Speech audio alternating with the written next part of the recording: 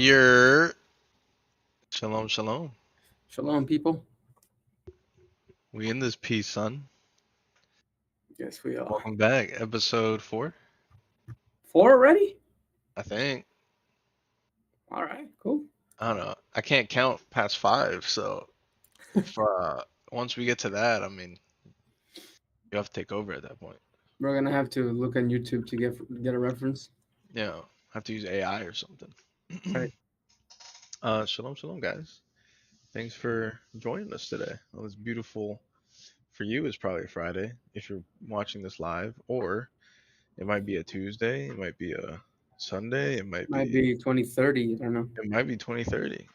You know what I mean? And we're probably old. Well, I guess we're only 5 years old, so we'd barely be breaking 30. I'm But gonna be 32, 33, yeah, 33. something like that. So thanks for joining us. This is our 4th episode. I'm hoping, if I counted correctly. Yeah. Um, we'll be reading Genesis chapter 9 through 13 2 through 12. through 12, and then depending. And today is the first video one. And as Yes, you guys yes, noticed, we are physically here now. you can see our faces. Yeah. Um, so excuse, we don't have like a quality. Well, Yoshi has, Grammy winning recording studio there, but I'm just in my room. I got my fan, I got my bed. And don't be deceived, my bed is made, but it's like fake made. Like if you saw like, past the camera, I'm exposing myself. I shouldn't probably do that, but Not a um good idea, we generally we speaking. keep it, as the kids say, we keep it a buck around here. Yeah. You know what I mean? Yep. So yeah, we're glad you're joining us. We hope you've been enjoying so far. We're gonna be reading 9 through 12, and then depending on the time, we may get into uh Matthew Matthew. 12. Um, we've talked about it before, but we're gonna start putting these on YouTube, getting a little catalog going.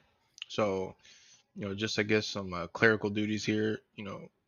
Each new episode is gonna premiere first on ShemoughRadio.net. So if you wanna get it as soon as possible, and you're following it along perfectly, um, best place to catch the first episode. The premiere is going to be at Friday at 12 a.m.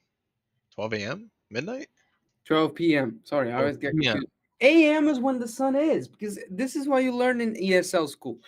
AM is morning, so 12 a.m. should be 12 in the morning. Yeah, That always confused the heck out of yeah, it me. doesn't make sense. I don't even know what a.m. and p.m. stands for.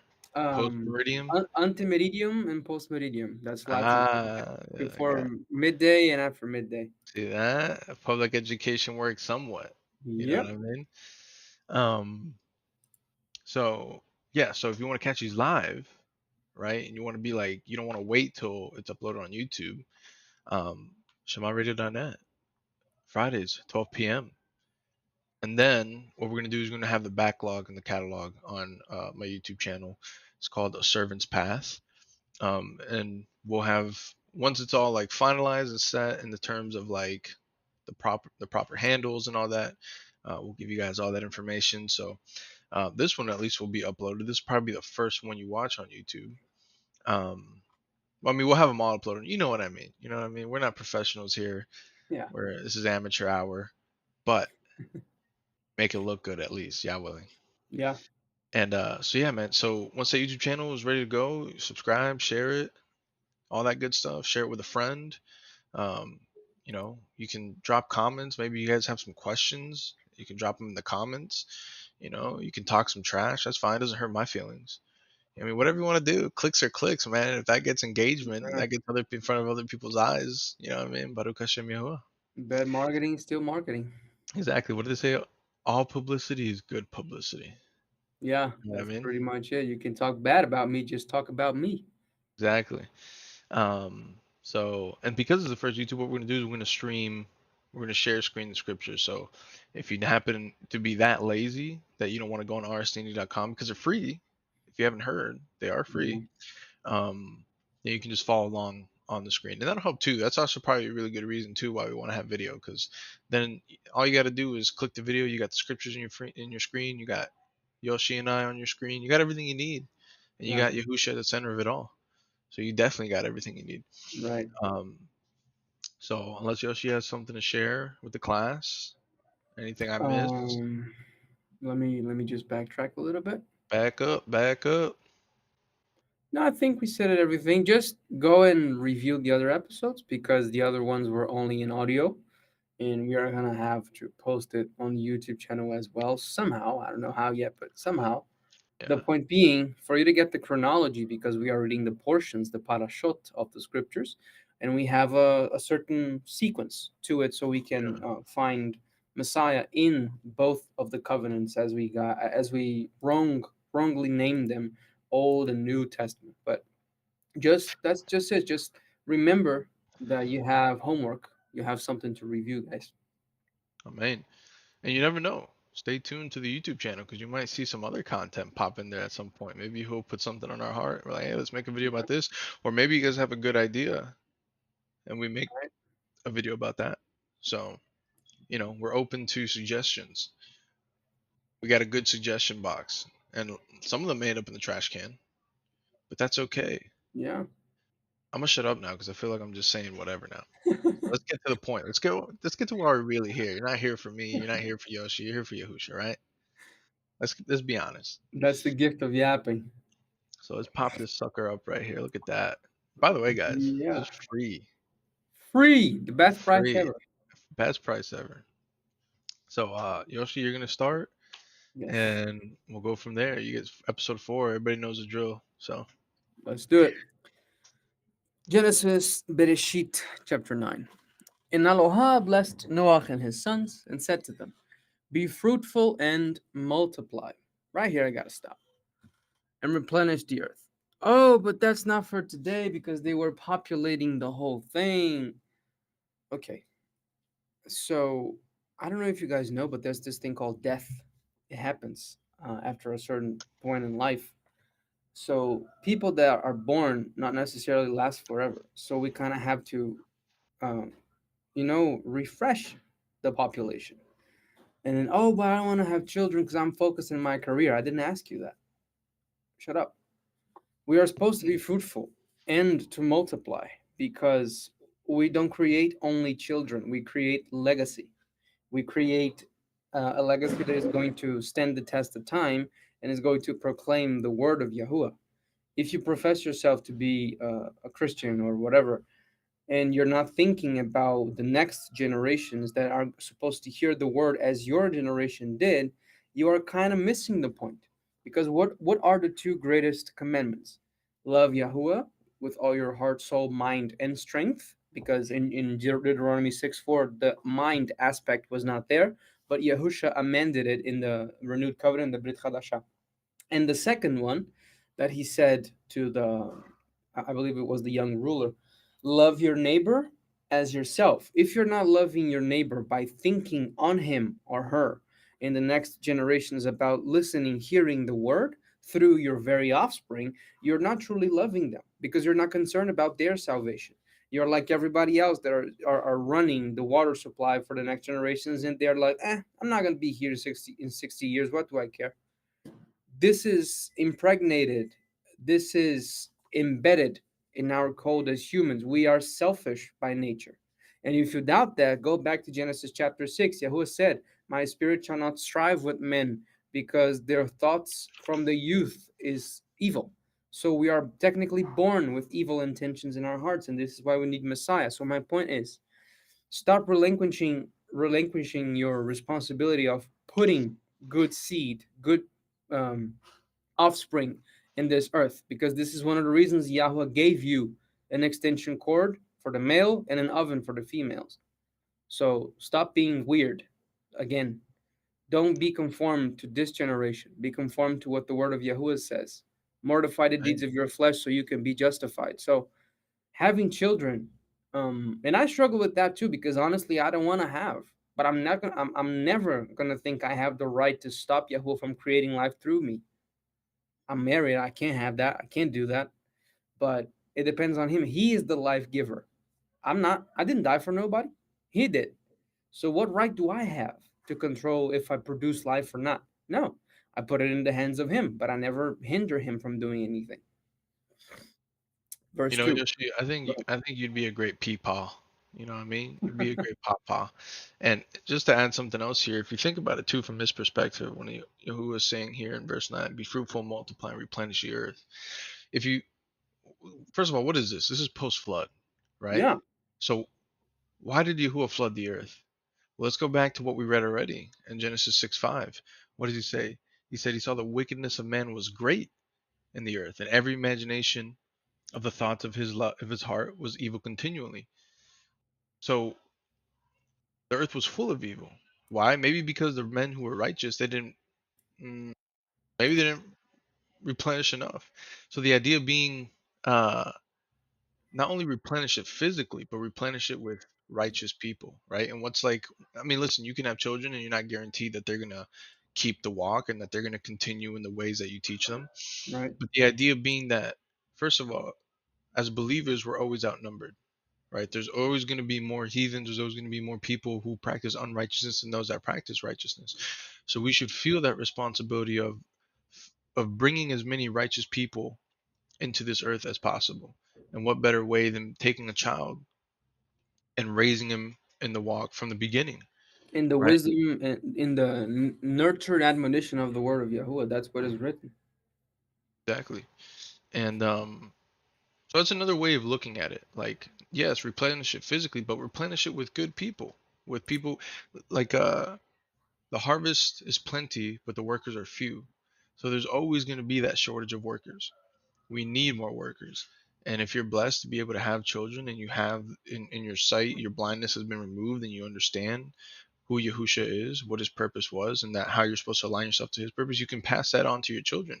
And of course, there's no guarantee that they're going to keep it when they become an adult. They may get lost and just like many people, but imagine being able to be imagine the blessing you, especially if you're saved now. Some people get saved at 50, some people get saved at 80 years old, some people get saved at in their early 20s, like Yoshi and I. But imagine if you had the wisdom and you were in this walk from the very beginning and you never did stifle. Imagine Yeah, the blessing that is. Imagine the wisdom you would possess, not only through your own experience, but being able to see, like if you're in that case, it's probably because you had righteous parents who kept the walk. So you get to see that, and that experience is there's no value to that. It's invaluable, right. and wisdom you'd have, and yeah, it'd just be immense blessing. So And you cannot be a hypocrite complaining about everything that happens to you and your children if you're not putting some serious effort in to change that.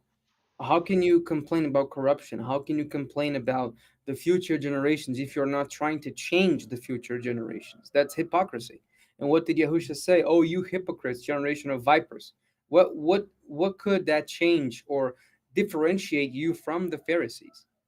One of the reasons they were called generation of vipers is because they were pretty much concerned about deceiving people into fulfilling their own agenda, which is not what Yahuwah is saying here. He's saying, be fruitful and multiply and replenish the earth, to bring his genealogy, the genealogy of Messiah, of course, but also to try and propagate the good seed of Yahuwah. Not that he needs to try, but he does his things through us, most of the time. He's not going to descend here and produce children because he has only one brought forth child. Now is our time. Now is our turn to do something. Verse 2. And the fear of you and the dread of you shall be upon every beast of the earth, and upon every fowl of the air, upon all that moves upon the earth, and upon all the fishes of the sea. Into your hand are they delivered. Every moving thing that lives shall be food for you. Even as the green herb have I given you all things. But flesh with the life in it, which is the blood, shall you not eat.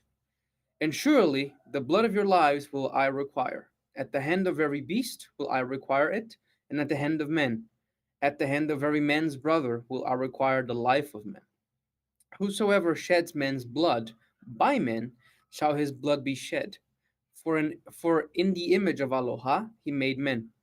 And you be fruitful and multiply, bring out abundantly in the earth and multiply in it. So it's not just bring out abundantly. So Yahuwah is concerned with numbers, not only with quality, because as Nehemiah said, and as we understand, Yahusha turned the word upside down with 12. Technically, we're always going to be expected to being a remnant. So as much people as we have, the bigger the remnant and the bigger good seed we have. So having children is a blessing for those who can. And again, I say this after saying that I don't want to have children because I'm already married. I already have what I wanted. I have an incredible wife. Yahweh gave me that wife that is in the faith, and I praise Him for that. But if He wants to give me children, who am I to say to the mouse operator, "Don't click me too hard. I don't want it." I don't have that right. I I can't say anything against it. I can just accept it and understand that that's a blessing, even if I don't understand it now. So this is how we should behave. 8. And Allah spoke to Noach and to his sons with him, saying, "And I, even I, will establish my Brit, my covenant with you and with your seed after you, and with every living creature that is with you, the fowl, the cattle, and every beast of the earth with you, from all that go out of the ark, to every beast of the earth. And I will establish my covenant with you. Um, Neither shall all flesh be cut off anymore by the waters of a flood. Neither shall there be a flood anymore to destroy the earth."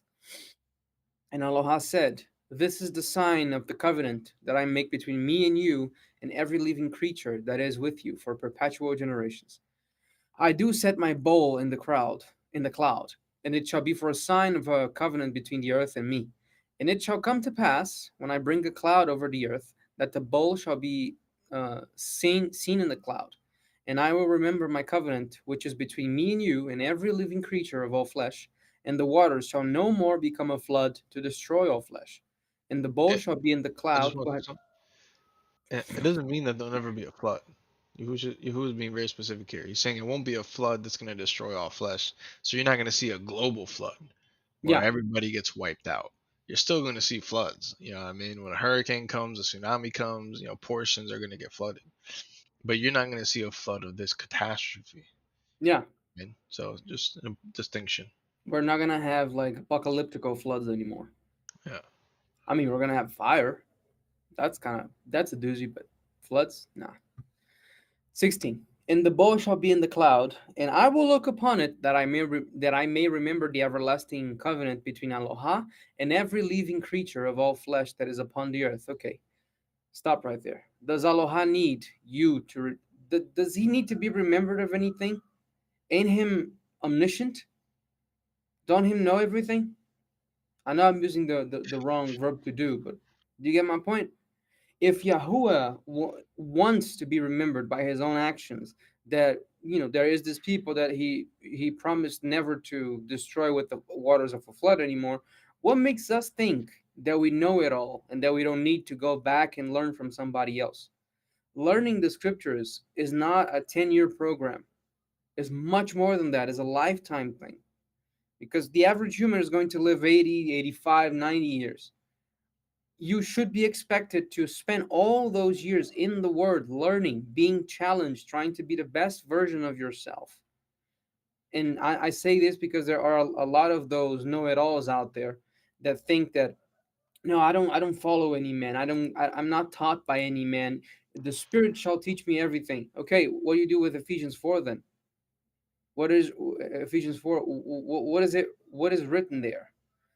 To some he gave apostles, to some he gave prophets, to some he gave teachers, to some he gave proclaimers, and I forgot the other one. But anyway, you get my point.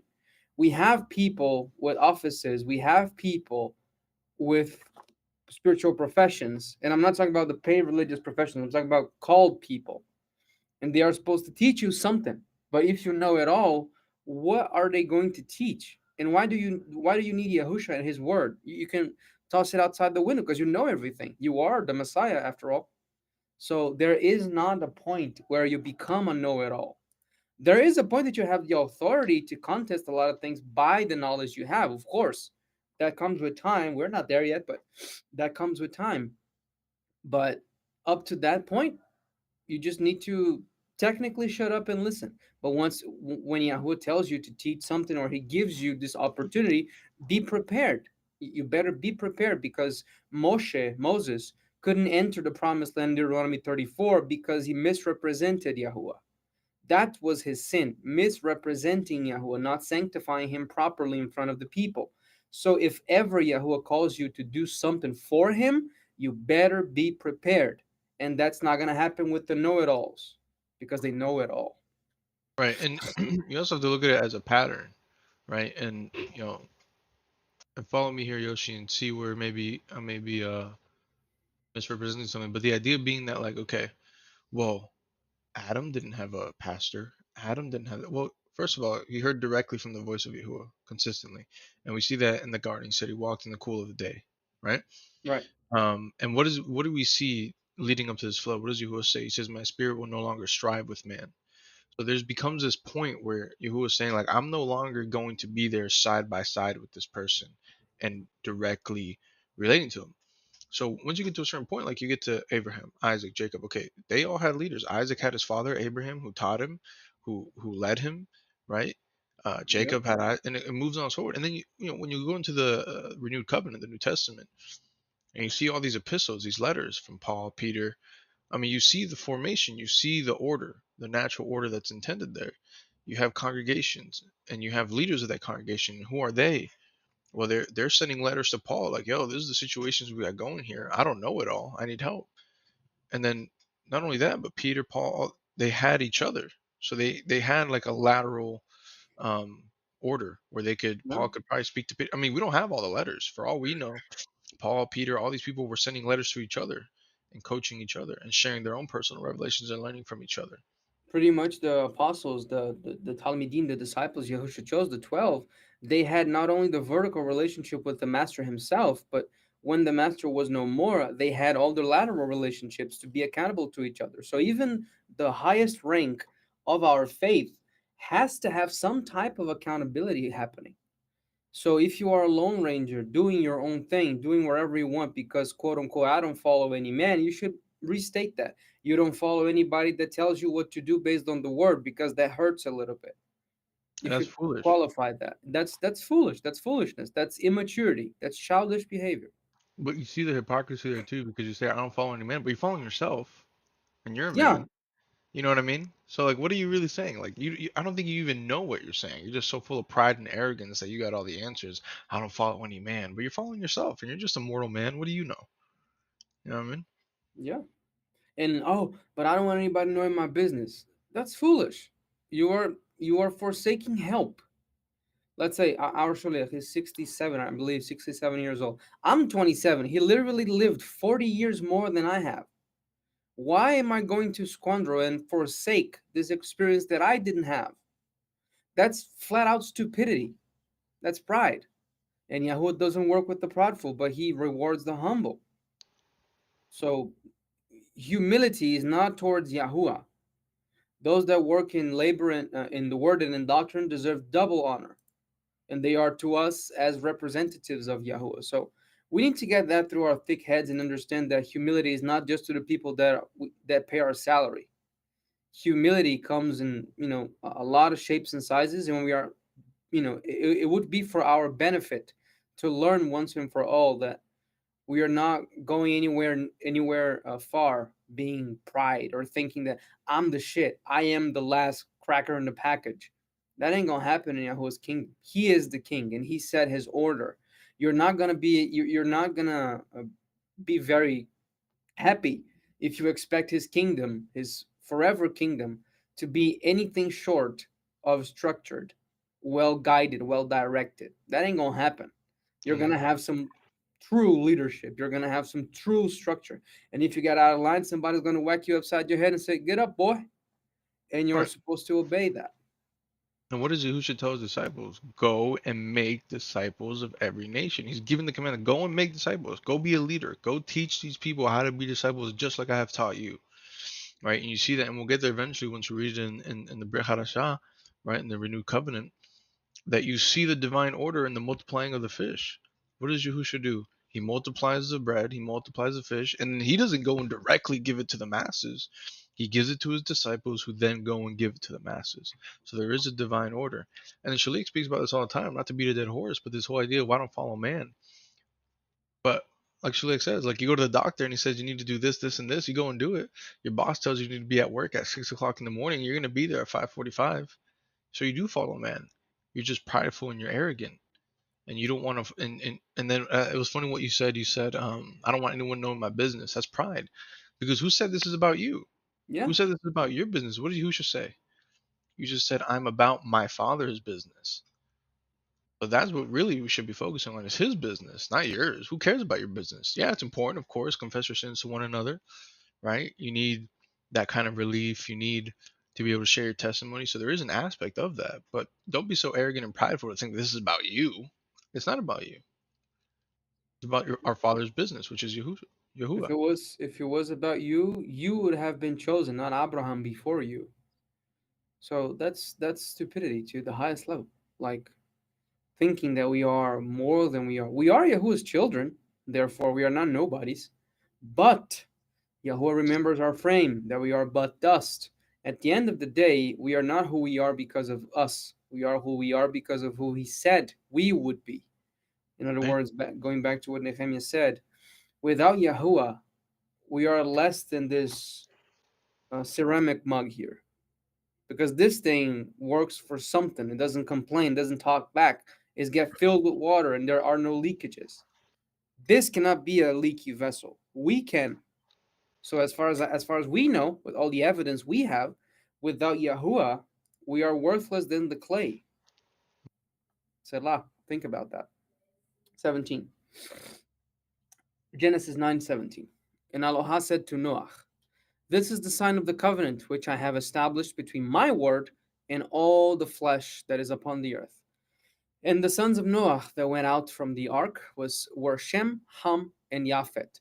This is where anti-Semitism comes from. In the English Bibles, I believe it's called Sem, but his name is Shem, so it should be anti-Shemitism. But it's because of this dude here. And the sons of Noah that went out from the ark were Shem, Ham, and Japhet. And Ham is the Abba of Canaan, the father of Canaan. These are the three sons of Noach, and from them was the whole earth filled.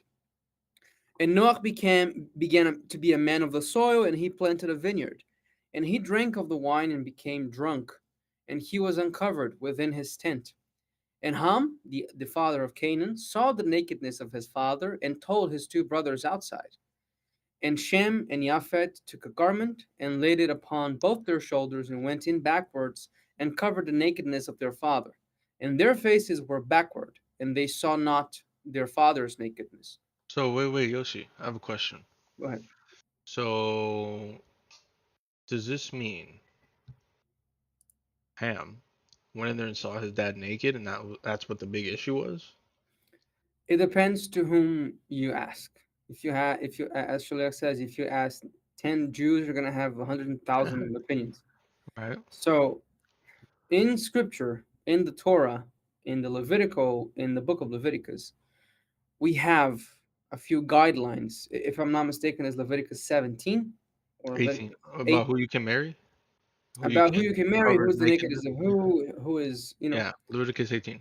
the naked book, as I like to call it. So the naked book is the book of Leviticus, the book that gives you all the cleansing protocols, all the laws of cleanliness, the relationships, how they are supposed to work. And if you just a side note, if you go there, you're not gonna find anything condemning marriage between cousins. So that's for you extremists out there, just to upset you a little bit. But going back to Nehemiah's question, um, does that mean that they saw their father's beautiful glutes defined after all those years of toil and work?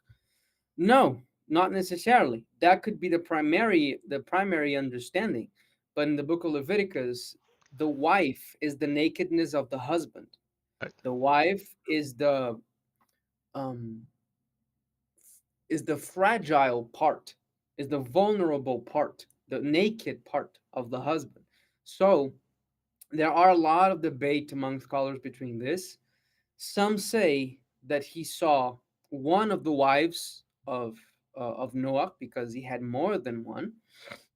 That's for you NTO3 Christians that would expel and kick out Jacob from the church because he had four wives at the same time, and you can read about that, but you don't accept him anyway. So moving on.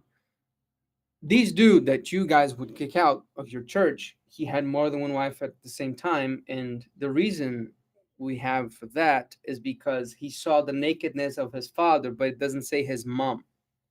So he saw somebody naked. It could might as well be Noach, his private parts, his Yeah. nakedness, but most likely, going by the principles of scripture, in the book of Leviticus, chapter 18, we have that the wife is the nakedness of the husband, and the daughter of the wife is the nakedness of the mother, hence being the nakedness of the father. So technically, you could marry technically you couldn't marry the daughters of your father, despite the fact that they came from different mothers. That's in Leviticus 18:18, and that is confirmed in this book, in the book of Genesis, chapter 20, verse 12, and also chapter 31, chapter 11, and you're gonna see that all around. But answering your question, yeah, it could be both. Noah was naked, and or his wife was naked, and this boy saw it. And just to add more context, I'm of the opinion that he didn't just see his nakedness, but that he slept with his father's wife. Because when you look at Leviticus 18, um, and it's saying basically whose nakedness can you and can't you uncover, and that's like a uh, PG way of saying who can you sleep with and who can you not, who can you marry, and who can you have sexual relations with. So in the context of this, in that Hebraic context, that lens, when you see they uncovered the nakedness, probably means that they slept with that person, Yeah, and that's why it's such like because you got to think about it kind of logically too. Like if Ham was like, "Oh, I forgot to tell my dad good night," he's probably drunk. Let me go in there real quick and say good night, and then he just by not intentionally going in there to see something he shouldn't see, but he sees it by chance. Like I don't think you're gonna react that way like it was a mistake. But this was clearly like a grave indictment. Like he went right, in there, he uncovered nakedness, and so it probably means that Ham slept with the wife of his father, which is probably. forbidden. Um, so I asked that because some people will see that and think it literally only means that he walked in there and saw like His you dad know naked. his dad's cheeks. You know what I Yeah. mean? And that may be a case, but you know, just to give a little more According context to people. according to the Torah, you have a lot of ways to interpret this, but it probably is in the side of what Nehemiah said, that he done slept with his father's wife, not his mother, because that would be incest, and I don't think he would have done it, despite the fact that he was a kind of problem child. But he probably slept with one of his father's wives. Uh, okay, verse 20. Let's do 2021 again. Yeah. 20. Let's do 20. And Noah began to be a man of the soil, and he planted a vineyard, and he drank of the wine and became drunk. And he was uncovered within his tent. And Ham, the Abba of Canaan, the father of Canaan, saw the nakedness of his father and told his two brothers outside. So not only did he slept, not only did he sleep with his father's wife, he basically bragged about it to his brothers. No remorse. Yeah, no remorse whatsoever. And Ham, the father of Canaan, saw the nakedness of his father and told his two brothers outside. And Shem and Japhet took a garment and laid it upon both their shoulders and went in backwards and covered the nakedness of their father. And their faces were backward, and they saw not their Abba's nakedness. And Noach awoke from his wine and knew what his younger son had done to him. So he did to him is not something only is not just the verb to see. There's something with the verb to do there as well. So that kind of strengthens that theory we just mentioned. And Noach awoke from his wine, 24, and knew what his younger son had done to him. And he said, "Cursed be Canaan, a servant of servants shall he be to his brothers." And he said, Baruch Yahuwah Elohim of Shem, O blessed be Yahuwah the Elohah, the mighty one of Shem, and Canaan shall be his servant. So here we see the pattern of why Israel went to the land of Canaan to take what was theirs. Because if you take the ancient maps that we have available online, the land, the plot of land that was given to Shem, Ham basically went there and stole it. This is why Israel goes back to it in the form of a nation now and takes back from the seven Canaanite nations. And here we have further proof that technically uh, Ham was a servant of Shem. Canaan should be a servant of Shem. So And an interesting thing here, Noach didn't curse his son, he cursed his grandson. He basically cursed the lineage of his son because of something that his father had done. And this is why we have in the Torah afterwards in Exodus that a father shall not die for the sins of his sons, because basically here we have a whole lineage that was to be cursed. And this Yahuwah gives us afterwards the written Torah by saying that that's not going to happen because you guys should know better by now. So 27. Aloha shall enlarge Japhet, and Yahuwah shall dwell in the tents of Shem, and Canaan shall be his servant. And Noach lived after the flood 350 years. And all the days of Noach were 950 years, and he died. That's a long time. It's a long time. All right, chapter 10. Well, this is the fun one. You can now do that. these, You can do that. now these are the generations of the sons of Noach: Shem, Ham, Japheth. And to them were sons born after the flood. The sons of Japheth: Gomer, and Magog, and Madai, and Yavan, and Tuval, and Meshech, and Tiras. And the sons of Gomer: Ashkenaz, and Riphath, and Togarmah. And the sons of Yavah: Elisha, Elisha, Tarshish, Chittim, and Dodanim. By these were the isles of the Goyim divided by their land, every one after his tongue, after their mishpachot, in their Their, Goyim, in their their nations. families. I forgot translating the Hebrew Oh terms yeah, for the whole mishpachot is culture. families. 6. And the sons of Ham: Cush, Mitzrayim, and Phut in Canaan. And the sons of Cush: Seba, Havilah, Savta, Ramah, and Zavtecha. And the sons of Ramah: Sheva, and Dedan. So here we see a pattern we are going to see throughout the scriptures in the early stages of our history. These dudes basically became the cities, the countries that we read about in the future. Mitzrayim basically means Egypt. So there was a dude called Mitzrayim. There was a dude called Egypt, essentially. So this is how we are supposed to interpret scripture, that these lands don't have like idle names just because they have names. No, they are basically representing the lineage of these people. And this is important for us to understand who is son of who is supposed to be the owner of such of what land, and why is that important in relation to our people Israel. As I said before, the land of Canaan was given to Israel. So technically, to be being completely technical, Palestine belongs to Israel. I'm not saying to the modern state of Israel with Benjamin Netanyahu, that weird old man. I'm talking about Israel, the people of Yahuwah, the people that were there, and the people that shall go back to there once Messiah returns. Verse 7. And the sons of Cush: Seba, and Havilah, and Zaphtah, and Ramah, and Savtecha. And the sons of Ramah: Sheva, and Dedan. And Cush begat Nimrod, and he began to be a giant in the earth. He was a giant hunter before the face of Yahuwah. That is why it is said, even as Nimrod, the giant hunter before the face of Yahuwah. In the beginning of his Malkut was Babel, and Erech, and Akkad, and Calneh, and the land of Shinar. Out of that land went out Ashashur, who built Nineveh, and the city of Rehoboth, and Calah, and Rezin between Nineveh and Calah, the same as a great city.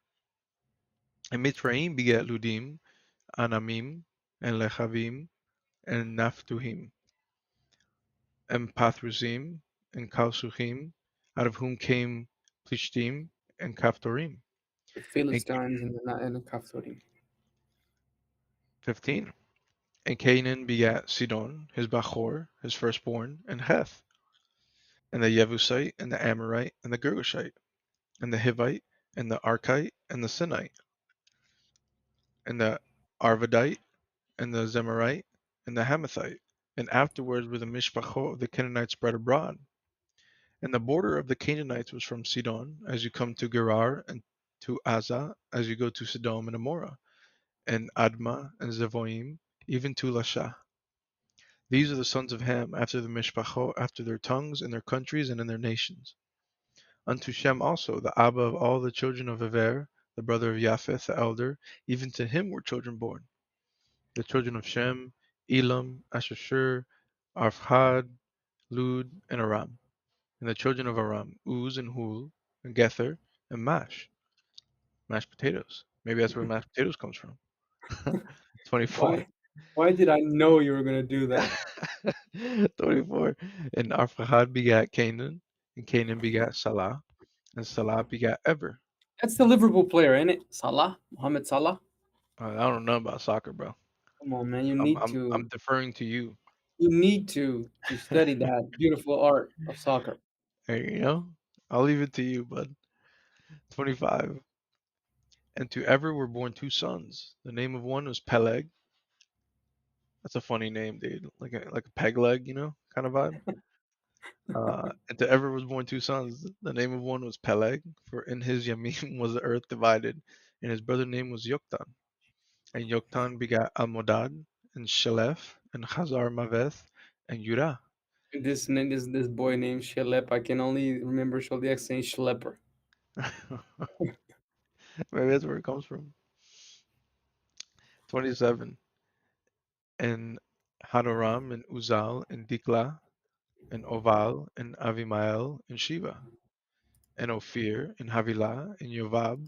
All these were the sons of Yoktan, and their dwellings were from Mesha, as you're going to Sephar, a mountain of the east.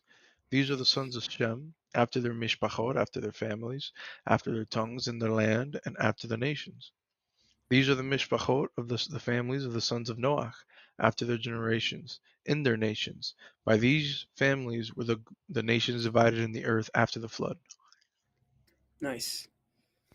You guys need to read this chapter like 43 times before you can start connecting the dots. So Yeah. go figure. Genesis 11. And the whole earth was of one language and of one speech. And it came to pass, as they journeyed from the east, that they found a plain in the land of Shinar, and they dwelt there. And they said one to another, Come, let us make bricks and burn them thoroughly. And they had brick for stone, and slime had they for mortar. And they said, Come, let us build a city and a tower, whose top may reach up to the heavens. And let us make a name, lest we be scattered abroad upon the face of the whole earth. And Yahuwah came down to see the city and the tower that the children of men built. So here, verses 4 and 5, we see the natural inclination of men. Technically, spreading throughout the face of the whole earth was the point. That was Yahuwah's original plan. But the inclination of men, because of fear, doubt, and unbelief, is naturally inclined to do the opposite of what Yahuwah wants. Because of our fear, insecurities, our inner concerns. This is the point. The man is born with evil intent. Evil, not in the sense of murdering necessarily. Evil because it is against what Yahuwah has designed to be declared good. This is why we have all these accounts. And if you, generally speaking, analyze them, they are going to be the right opposite of what Yahuwah wants for us as a people, as a nation, as mankind. Man, and you also need to notice too, what do you see here? They're trying to build a tower to reach heaven, to reach Shemaim.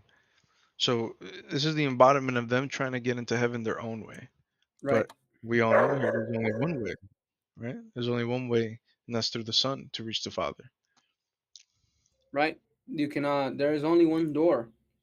He said, I am the door, I am the truth, the way, and the life. So you cannot kind of, go through the window. It ain't happening. It ain't happening soon. Mm. 6.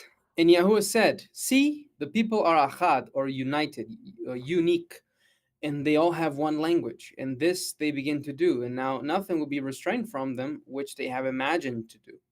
Come, let us go down, and there confound their language, that they may not understand one another's speech.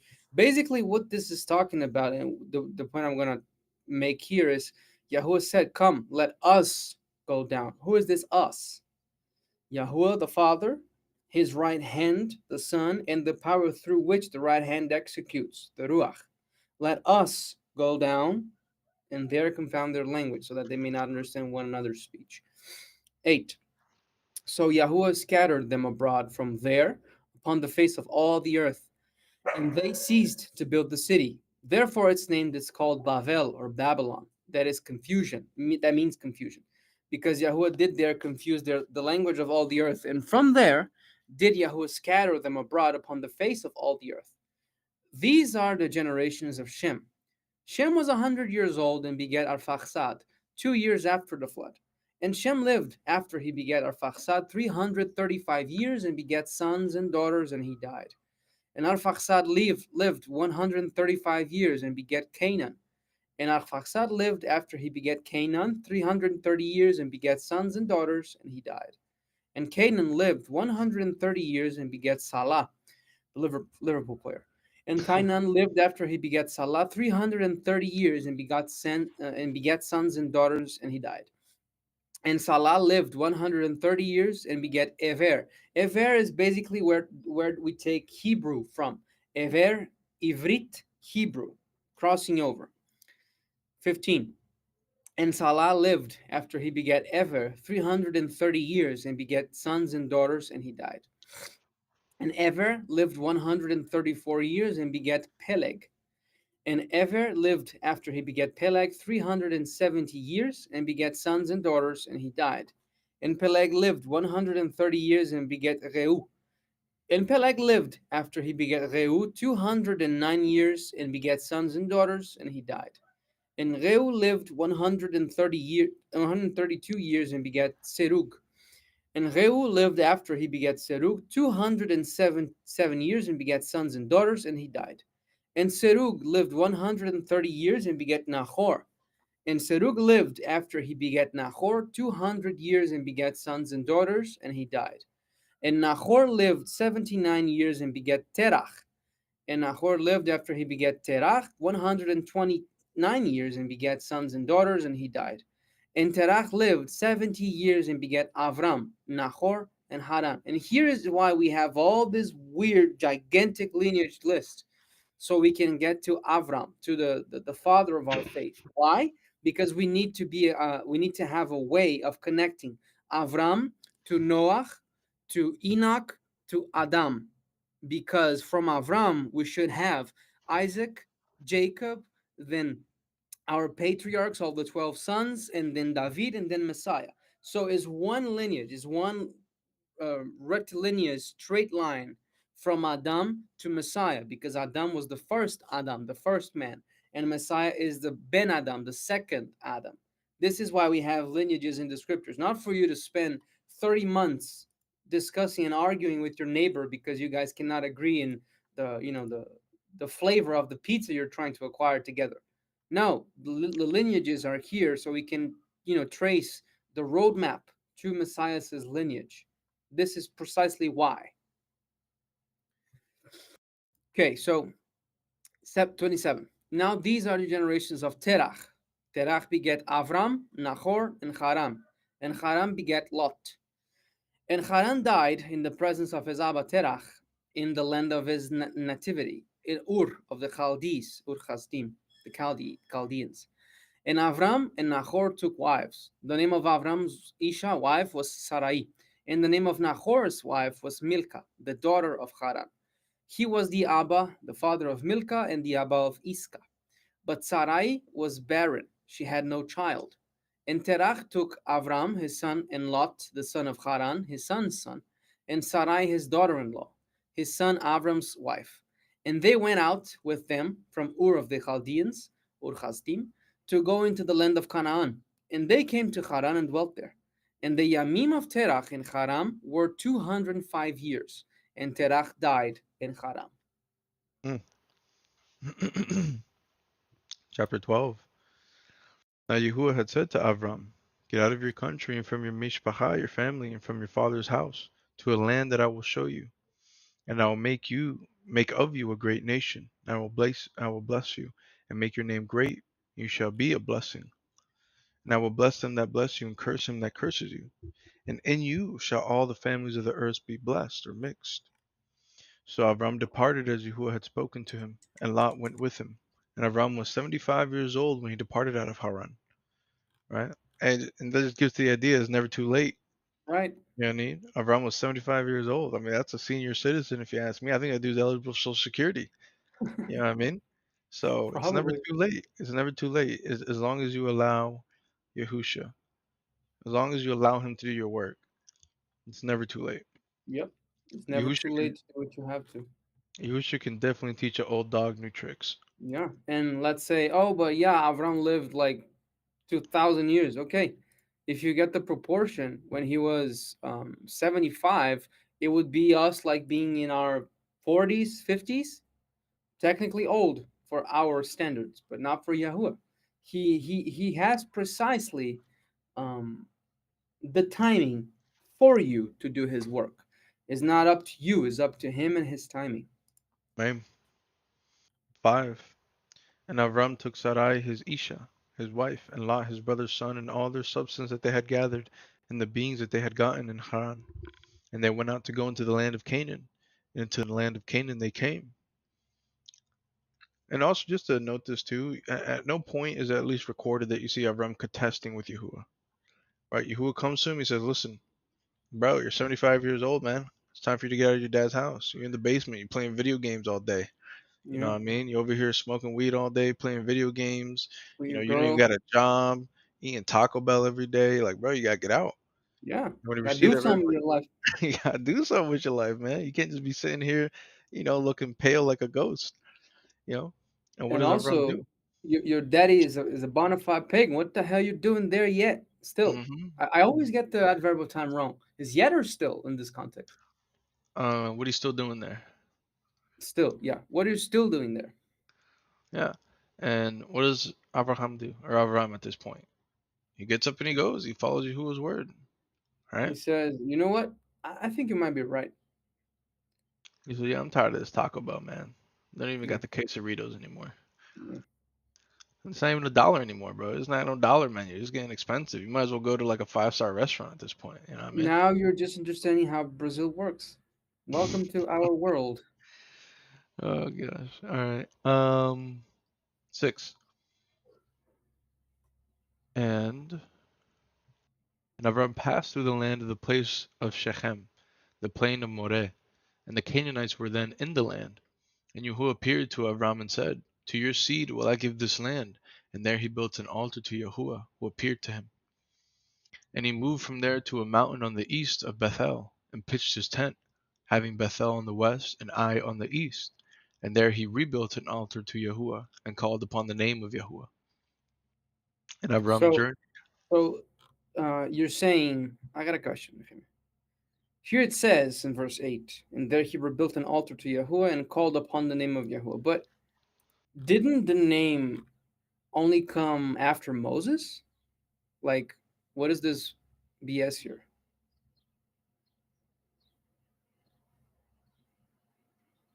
Clearly not.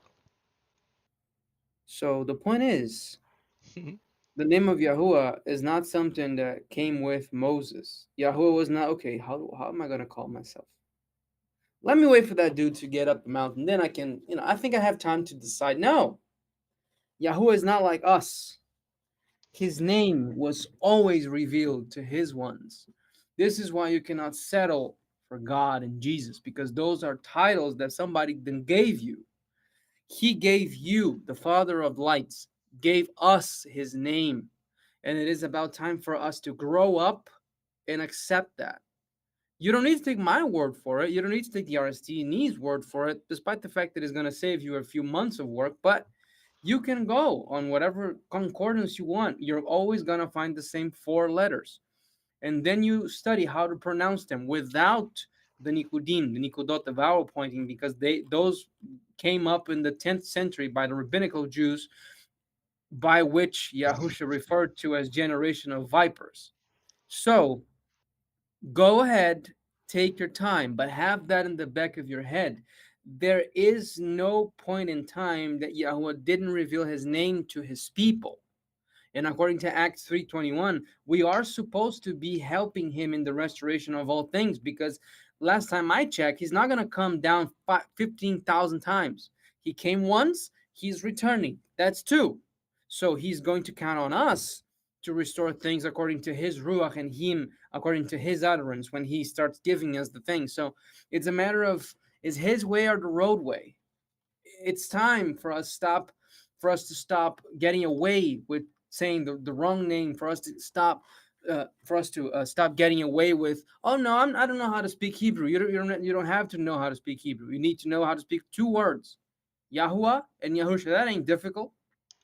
You were born in Connecticut, and you're here talking quesadillas and tacos. You know a lot of words in Spanish.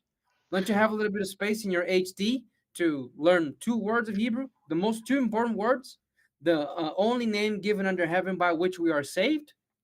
Ain't Mhm. that important? Of course. It's like me knowing Yoshi's name and I go up to him and be like, yo, John, hey John, hey John, hey John. Eventually he might turn around and be like, dude, what? It's like, first of all, my name's not John.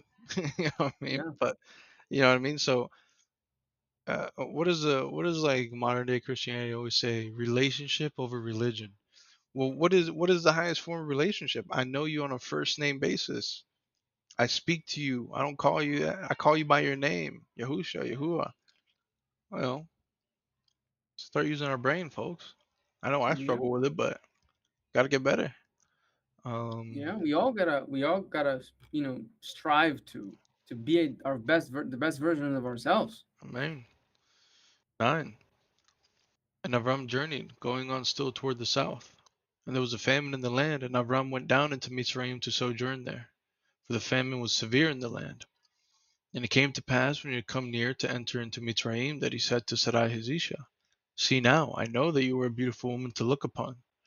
Therefore it shall come to pass when the Mizraim shall see you, that they shall say, this is his Isha, and they will kill me, but they will save you alive. And here we have the context of the civilization they were living in. Okay, he didn't got a good girl for him. Kill him. Let me get her. Let me get it alive, yeah. If she's single, I mean, 1 plus 1 is 2. So let's just slit his throat real quick. Yeah, I know you're eating, but it's important, kind of important. So Yeah, this is the civilization they were in back then. yeah. Definitely not fun. I don't think you just went bowling, you know what I mean? Yeah, and then people get all touchy. Oh, but why the God of the Old Testament was so violent? Look at the people who were there in Canaan. Do you think that's fixable? Come on, man. Don't be a child. Don't be childish. Not now, not in front of me. Please spare my eyes. That's the problem. We try to attribute, like now we live in a society with democracy and it's a republic, it's a this, and we have laws and we have constitutions and we have order and we have police and we had armies and we have, you didn't have none of that in Alexander. Dude, if you were in a tent, it's like, dude, I want your goat. Bro, I don't, it's my goat. You can't have my goat. He's like, all right, well, you gonna give it to me? I'm gonna take it. Yeah, That's you have assuming two. they have a conversation. You know what I You mean? That have guy two might just, choices. you know what I mean? So, um, 13. Please say you are my sister, that it may be well with me for your sake. My being shall live because of you. And it came to pass that when Avram came into Mitzrayim, into Egypt, the Egyptians beheld the woman that she was very beautiful. And she was in her 70s, by the way, just so you know. Yeah, they had good skincare routines back then. Yep. Uh, Um, 15. The princes of Pharaoh also saw her and commended her before Pharaoh. And the woman was taken into Pharaoh's home. And he treated Avram well for her sake. And he had sheep and oxen and male donkeys and male servants and female donkeys and camels. And basically, he was a 5,000 BC billionaire. All Yeah. right.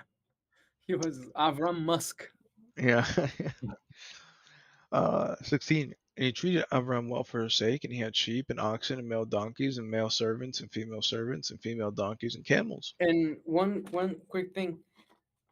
Did Abraham had did Abraham have to work in the stock market? Did he have to shine shoes for a living? No, Yahweh gave to him everything he had. Why? Matthew 6:25 through 33. Everybody loves to quote 33, but we have a whole bunch of things that we're not supposed to be concerned about in verse 25 and forward. He had the kingdom of Yahuwah in his first sight. It was his priority and the righteousness thereof. This is why everything was given to him. That is the point. We are supposed to seek Yahuwah with all we have, with all our mind, soul, strength, resources. This is the focal point of our living. Why? Because technically we cannot take anything with us. There are no coffins with drawers. We are supposed to lead it, to let everything up, to lay everything on the table and say, Yahuwah, use it. It's yours anyway. You gave it to me. And the point being, you're not supposed to be in this hustle culture, forgetting that you have a family in order to have money, in order to make ends meet. Technically, you're supposed to be looking for Yahuwah's kingdom and its righteousness, regardless of your age. People are going to say, oh, you are 25, you need to be a billionaire by the age of 34 because this is what Jeff Bezos did. I don't care what Jeff Bezos did. Is he saved to begin the conversation? If he's not, I'm not going to follow his, agenda, his structure. I'm gonna follow Messiah and what he did. You're not supposed to follow us either. We're not making disciples of ourselves. We're making disciples of Messiah.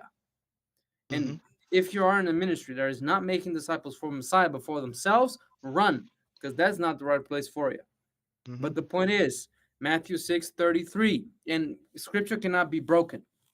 So, seek the kingdom of Yahuwah first. Oh, does that mean that I can't stay home and play Fortnite all day with 12-year-olds in Korea? No. You have to work because the man that doesn't work is worse than an infidel. But that does not mean that you are going to provide for yourself. Yahuwah is your provider. You are merely the manager of resources of what he gives to you and your family. This, Yep. this is why you cannot be a scoundrel and stupid in the head to spend everything in bets. And I hate channels that promote bet systems. But just to vent out my frustration a little bit, in my generation that are full of nutnicks and crazy people. And so, Nehemiah, Yosha, are you saying that as long as I follow Yahusha, I'll be a billionaire? No. You may Yeah, be. You may not maybe. be. But you'll always have what you need. And if Yahuwah decides, he says, I can trust this person with this quantity of wealth because he's going to use it not for his own self-aggrandizement or his own to feed his hedonistic pleasures, that he's going to use this wealth to fund the kingdom, to move the word of Yahuwah forward, then maybe he will bless you. But you'll never be without food, you'll never be without shelter, and you'll never be without the things that you need. So don't think just because you follow Yahusha, don't fall into the trap you see in a lot of places where they're preaching this prosperity gospel. You believe in Yahusha, you'll be a millionaire, you have every car you want, you have every house. No, you may, you may not, you may not, but you'll have what you need. And that's the whole point is where are you laying your treasures? Are you laying your treasures in the carnal things? So you only want to follow Yahusha if he gives you billions of dollars? Well, you're in the wrong walk. Because more than likely, you're probably not. You may And be where comfortable. and where your treasure is, that is where your heart is. So if Right. you are in this for the money, sorry to disappoint you. You are in your wrong place. So, Yahuwah will give you what you need. And then he may give you more. And so you're grateful for that, grateful for the blessing. You know what? Have a nice house, have a nice car, have a nice retirement. Those are blessings. But at minimum, you have what you need as long as you put the kingdom of heaven first. Right. And literally, there is a song we sing at Passover called Dayenu that basically means it would have been enough. Technically speaking, let's say I live under a bridge, Yahweh forbid. Um, the salvation alone would have been enough. Because to cheat the undertaker, that's enough of a gift for it. So technically, we're not supposed to be aspiring to be billionaires because he has already given us the only perpetual and long lasting, everlasting reward that is to live with him forever. So once you have that approach, you're well set. You are well on your way. But before Right. that, you are merely deceiving yourselves and those around you if you are in a position of teaching. Right. 17. And Yahuwah plagued Pharaoh and his house with great plagues because of Sarai, Avram's Isha, his wife. And Pharaoh called Avram and said, what is this that you have done to me? Why did you not tell me that she was your wife?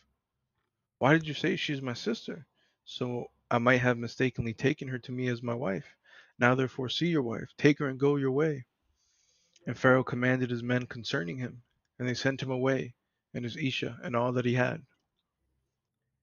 Amen. Which is a little facetious because Pharaoh is looking at this in retrospect. Well, if you would have just told me, if she was your wife, then this would have never happened. Maybe not. Maybe if you would have told them, it would have been exactly as Abraham said. But it's because Yahuwah interceded and started plaguing the crap out of this guy. He probably had the fear of Yahuwah. Like, dude, take your wife, take your stuff. I'll give you even more. Just get out of here, bro. I'll give you money. I'll give you some goats. Like, just get out of Egypt. I don't want you here. And the funny thing is, he's saying, "Oh well, but why didn't you say she was right, dude? You're not supposed to be robbing men and their wives. You're not supposed to be kidnapping people. The hell are you talking about?" Ay, ay, ay. All right. Matthew 12. 12. Oh yeah,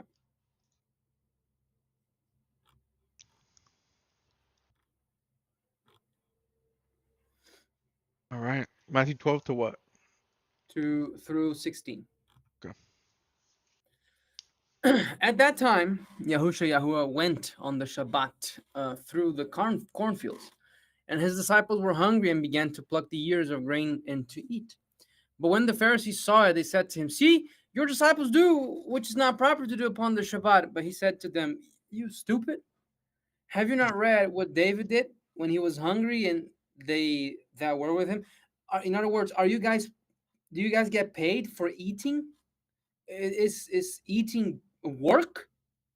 See how far religion goes. Like in a lot of circles of Pharisaic Judaism, you cannot do this on a Saturday because that is work.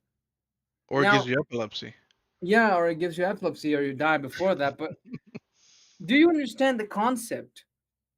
I mean, these guys didn't, so I hope you're better than them. Yeah. But the point being, and you're only gonna understand this if you are in the Torah, if you walk it, if you know what it is, and we're going to get to it in Exodus 20. But the seventh day will never be and has never been Sunday. Get that through your thick head. Oh, but what about the resurrection text? Go there. We will go there with you. But the point is, the Sabbath is the seventh day. The Saturday is the seventh day, and you're not supposed to work there.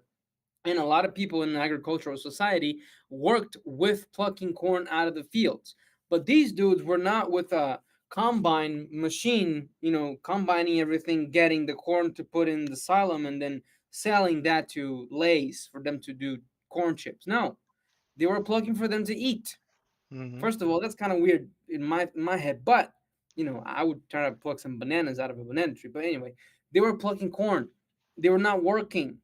But religion makes you have so big of a burden on your shoulders that you cannot serve Yahuwah because you are too busy sighing and being in sorrow because of all these weird rules you have to do that he didn't tell you to do, but these guys of religion Yeah. tell you to do. And how much work is it to pluck an ear of corn, bro? You just take the freaking ear and you snap it off. Like, it's Yeah, not even work. Like, yeah, that's pretty much yeah, it. it's just legalism and Torah terrorism Yeah, to the point that it just bears down on you. And like, and the Messiah speaks about this later. He says his burden is light, his yoke is easy, because he doesn't have all that. It's common sense. Like, bro, you're telling me that if I go pluck a ear of corn off a stalk, like I'm breaking the Shabbat and I'm damned to hell for all eternity? Like, no, oh no, it's nonsense. In what world does that make sense? yeah. Only in their world. It's like me turning the AC. And no, no, no, you're going to help because you just turned the AC and somebody manufactured it, so you are, enabling the worker. Man, stop. Just shut up. Sit down. You have a long way to go still. Sit down. And you're not supposed to hate these people that say these things. We are supposed to tell them the truth in love. Don't get us wrong. We're not condemning people who do that. We are condemning their practice, but not the people. Yeah, not the people, the ideology that they're professing. Yeah, it's the same thing with homosexuals. What is your take in homosexuality? I hate the practice. I don't hate the people. I'm not going to be friends with them because what fellowship has light with darkness, and their conduct is, dark is devilish because Yahuwah said so. I didn't write the rules. I just try my best to fulfill them. But the point is, we never condemn the people. We condemn the practice because otherwise we are no different than the Hamas people. We are no different than Adolf Hitler was. We're not supposed to condemn anybody. Messiah in his first coming said, "I'm not here to condemn, but to save."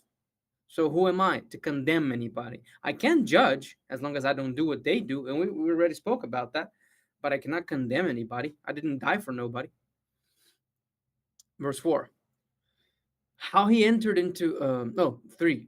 But he said to them, have you not read what David did when he was hungry and they that were with him? How he entered into the house of the master Yahuwah, the tabernacle, and did eat from the lechem chapanaim, or the bread of the faces, which was not permitted in Torah for him to eat, neither for them who were with him, but only for the priests. Or have you not read in the Torah how that on the Shabbat, the priests in the Beit HaMikdash, in the temple, in the tabernacle, profaned the Shabbat and are blameless? But I say to you that in this place is one greater than the temple.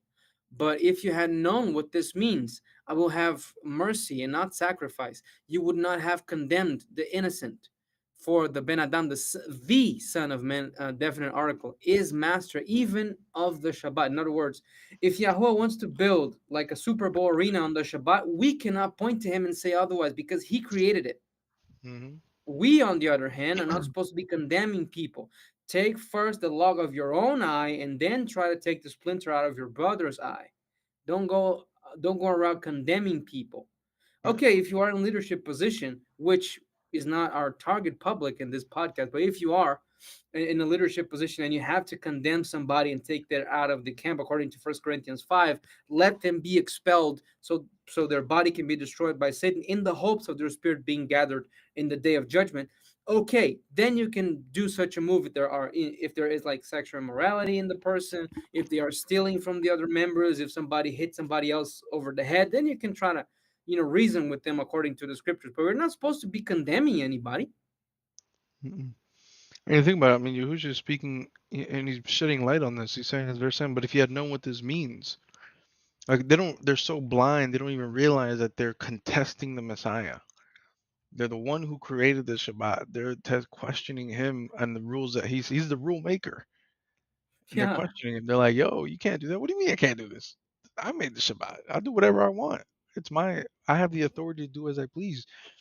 And if Yahusha, the one who creates the Shabbat, sees no problem with his disciples eating on the Shabbat, plucking an ear of corn, it just goes to show again the yoke that the Pharisees at this time and Yeah. continue to this day put on people is not of Yahuwah. It's of And the their own goal will. and the goal is not to profess the Torah. They are pretty much denying the whole book they claim to be professing. Well, they're denying Yahusha, and he is the Torah. He is the Yeah. Word made manifest. They're denying not only the author, but the very essence of the book they claim to be professing. Hmm. And Yahusha is saying, is sitting down like, do you hear yourselves speaking? I imagine him like, can you hear what you're saying? Yeah. I imagine Yahusha a little more offensive than people do, but that's just me. Maybe I'm wrong. I imagine Yahusha like LeBron James, like somebody like a black gigantic dude with a nice beard, white teeth, like swagger. Like, do you hear yourselves? 9. And when he was departed from there, he went into their synagogue. And Not see, his. not his, yeah, he didn't have a building. And see, there was a man who had his hand withered, and they asked him, saying, is it permitted in the Torah to heal on the Shabbat? So that they might accuse him. So here is the focal point. This is why he was always snobby towards them, because their focus was not to learn from him. They were trying to catch him in the wrong. They were always trying to get him accused of something. Hmm. They didn't have pure intentions of learning. They were not sitting down, as we saw yesterday in Sholiach's teaching about those who sit down to learn, those that are humble enough to sit down and learn. They didn't want to learn. They wanted to accuse him of something. Um, 10 again. And see, there was a man who had his hand withered, and they asked him, saying, is it permitted in the Torah to heal on the Shabbat? So that they might accuse him. And he said to them, what man shall there be among you that shall have one sheep, and if it fall into a pit on the Shabbat, will he not lay hold on it and lift it out? How much then is a man better than a sheep? So then it is permitted in the Torah to do tov works on the Shabbat. Then he said to the men, stretch forth your And hand. just to say, this is important because he's distinguishing what kind of work. Tov work, the Father's work, right? Kingdom work, right? The idea that like if someone's in need, someone has a heart attack, God forbid, on Shabbat, they're like sitting there dying. Yeah, What are you gonna be like? Well, it's Shabbat, we don't want to call the ambulance because then we're gonna have to pay for it, or we're not gonna, put them in the car and take them to the hospital because then we gotta drive and we might need to get gas and we don't want to spend money. Like just like I don't know what's going on in the noggin. Clearly not much. You know what I mean? man, it don't make any sense when you stop to think about this. No, it don't make any sense. I'm about to lose my English because the Portuguese mentality keeps coming up. Like I just wanted to punch the Pharisees so hard in their chest, like wake up, boom. But yeah, on the we had that happen in the Yadi in Florida. Sister Tova, she went through a stroke in the middle of in the beginning of a Shabbat service before the broadcast. They rushed her to the hospital. We are supposed to choose life. Yahuwah came to choose life. He came in his own flesh and his own body prepared for him beforehand. Psalm 40 verse 6 to give life. If following the Torah is breeding death, you are doing something wrong. We are doing something wrong, and we need to reevaluate things. It makes no sense. It's like Yeah, someone dying of dehydration and you got no water and it's Shabbat and you're right next to like the gas station. And you're like, well, it's Shabbat. I would buy you this bottle of water and make sure you don't die, but Shabbat, I can't break it. Like, yeah, sorry. there's death right there. There's no life in that. You're not Yeah. preserving life. You're taking life. But So with be that being careful. said, we need to balance that. Um, it's not because we have that excuse, that prerogative, though. Yeah, we can break the Shabbat for life's sake. Yeah, for life purposes, life and death purposes. You need to prepare yourself ahead of time so that doesn't happen, Right. because that's like a last resort. But if somebody's dying of dehydration, why didn't you drink water, you moron, before? Mm-hmm. Do it before. But like if you were in the middle of the Saharan desert and you got stuck because your four-wheel Toyota drive broke in the middle of the sand dunes, okay, that's kind of a good excuse. But what the hell are you doing that before Shabbat? You're supposed to be in your house. Yeah. So we need to have like a balanced approach to things. 14. No, 13. Then he said to the men, stretch forth your hand. And he stretched it forth, and it was restored whole, just like the other. Then the Pharisees went out and took counsel against him, how they might destroy him. And this is funny. I imagine the scene like Superman, like breaking like 14 rebars with his own hands, and then the guys, how do we kill a god? Do you guys have any idea? George, you have any suggestions? This is how I imagine this whole scene. 15. But when Yahusha knew it, he withdrew himself from there, and great multitudes followed him, and he healed them all, and commanded them that they should not make known where he was, that it might be fulfilled what was spoken by Isaiah, Yeshayahu, the Navi, saying, see, my Aved, my servant, whom I have chosen, my beloved, in whom my being is well pleased. I will put my Ruach, my spirit upon him, and he shall show Torah's Mishpatim judgments to the nations.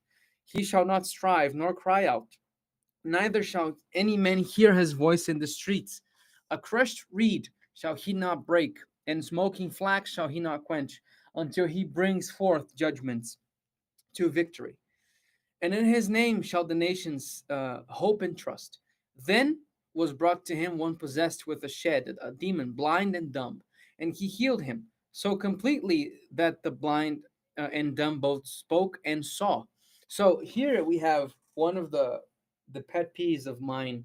These are pet peeves of mine, not necessarily, but I'm basing them in the scripture. So technically, that says something about motivation, about my motivation. Yahusha came to heal, right? And he did so.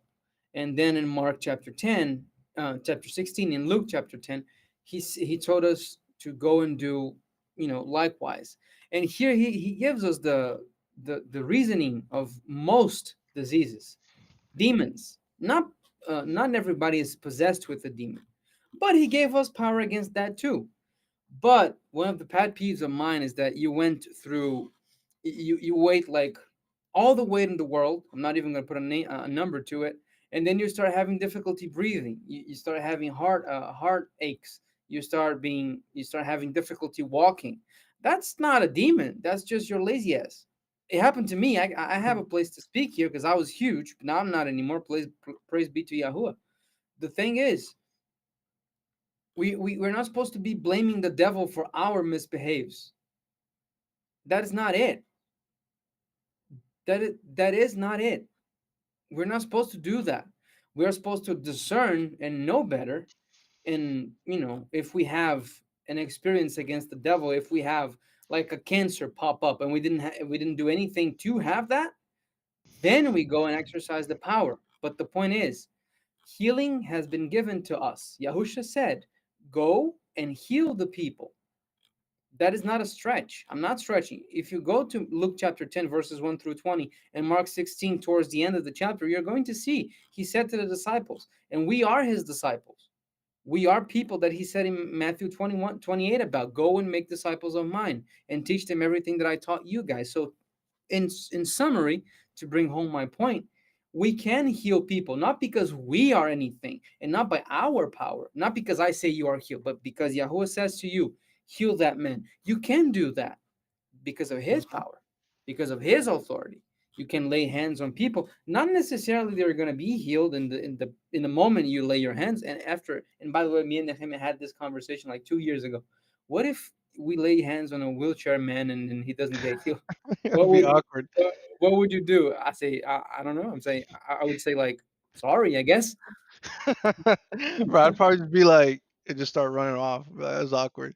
Gotta get out I, of here. I would say okay. Um, and that's that. We see. We can try it again next week. Okay, but what's It'd the be score on like the Lakers? those YouTube videos, bro. Healing in the hood, gone wrong. And you just go and I mean, at the end of the day, the faith belongs to us, but the result belongs to Him. man. We can only like exercise it and let the results for Him. Um, 22. Then was brought to him one possessed with a demon, blind and dumb, and he healed him so completely that the blind and dumb both spoke and saw. And all the people of Israel were amazed and said, "Is not this the son of David?" But when the Pharisees, so the people of Israel understand who the Messiah is, they can see it. They can see the list of things that he's fulfilling, one after the other, after the other, after the other. They can see it. But the leaders of them, the Pharisees, when they heard it, 24, they said, this dude, he does not expel demons except by the power of Baal, the power of Baal Zevov, the Lord of the Flies, the prince of the demons. And this is the unforgiving sin. This is the only impossible to forgive sin. 25, and Yahuwah knew their thoughts and said to them, "Every kingdom divided against itself is brought to desolation, and every city or house divided against itself shall not stand. And if Satan expelled Satan, he would be divided against himself. How then would his kingdom stand? And if I, by Baal Zevuv, expel demons, by whom do your children expel them? Therefore they shall be your judges. But if I expel demons by the Ruach of Yahuwah, then the kingdom of Yahuwah has come to you. Or else, how can one enter into a strong man's house and spoil his goods, except he first bind the strong man? And then he will spoil his house." In other words, it's impossible for me to expel demons in the power of demons because I need to fight against them. I cannot tell them, okay, let's just see people right quick. That's not how the spiritual realm works. And when it says here that the kingdom of Yahuwah has come to you, in the sense that now you know that you can acquire it, because the hospitals are still there. People are still dying of cancer. We can't see Yahusha walking physically in Jerusalem. So the kingdom of Yahuwah has been offered to us, is not here yet. And this is why in Matthew 6 we see the Kaddish, the prayer, let your will be done, let your kingdom come and your will be done. Not that we doubt that Yahusha has come and he has already done his work, is the finished work, but his kingdom is yet to be seen physically. This is the point. Hmm. 30. Oh, 29. No, 30. He that is not with me is against me, and he that gathers not with me scatters abroad. Therefore I say to you, all manner of sin and blasphemy shall be forgiven to men. This is how merciful Yahuwah is. But blasphemy against the Ruach HaKadosh, the set apart spirit, shall not be forgiven to men. And whoever speaks a word against the Ben Adam, the Son of Man, it shall be forgiven him. But whoever speaks against the Ruach HaKadosh, it shall not be forgiven him, neither in this world, neither in the world to come. Either either make the tree good and its fruit good, or else make the tree corrupt and its fruit corrupt. For the tree is known by its fruit. So you can very well discern by the fruits, by the results of somebody, in what spirit they are coming from, or in what spirit they are coming in, or by which spirit they are coming. You understand my point. Sorry, the Portuguese senior moment is happening in my head now, but you understand my point. You can see something that the Pharisees couldn't, that the fruits of Messiah were not fighting, bitterness, arguments, death. On the opposite, it was only miracles, truth, and life. And yes, we have Messiah saying, we have in Messiah, in Messiah's words, he's saying that, oh, we expel demons in your name and we healed the sick in your name. And Messiah said, yeah, but depart from me. How do we differentiate that? We need to see who is the source of this, what is the name of this, what are the good works of them. Is this money centered or is this Messiah centered? And how do we discern both? If you are Messiah centered, it will happen to you one day. You are going to get to the full revelation of him because you are one of his. But if you are not, you're going to be stuck in kindergarten. And to those of you that are in kindergarten to this very day, and Yahusha is revealing himself to you in the true names with the true Hebrew heritage, and you are stuck in between two opinions, stop halting between two opinions. Choose this day whom you are going to serve. If it is Baal, go.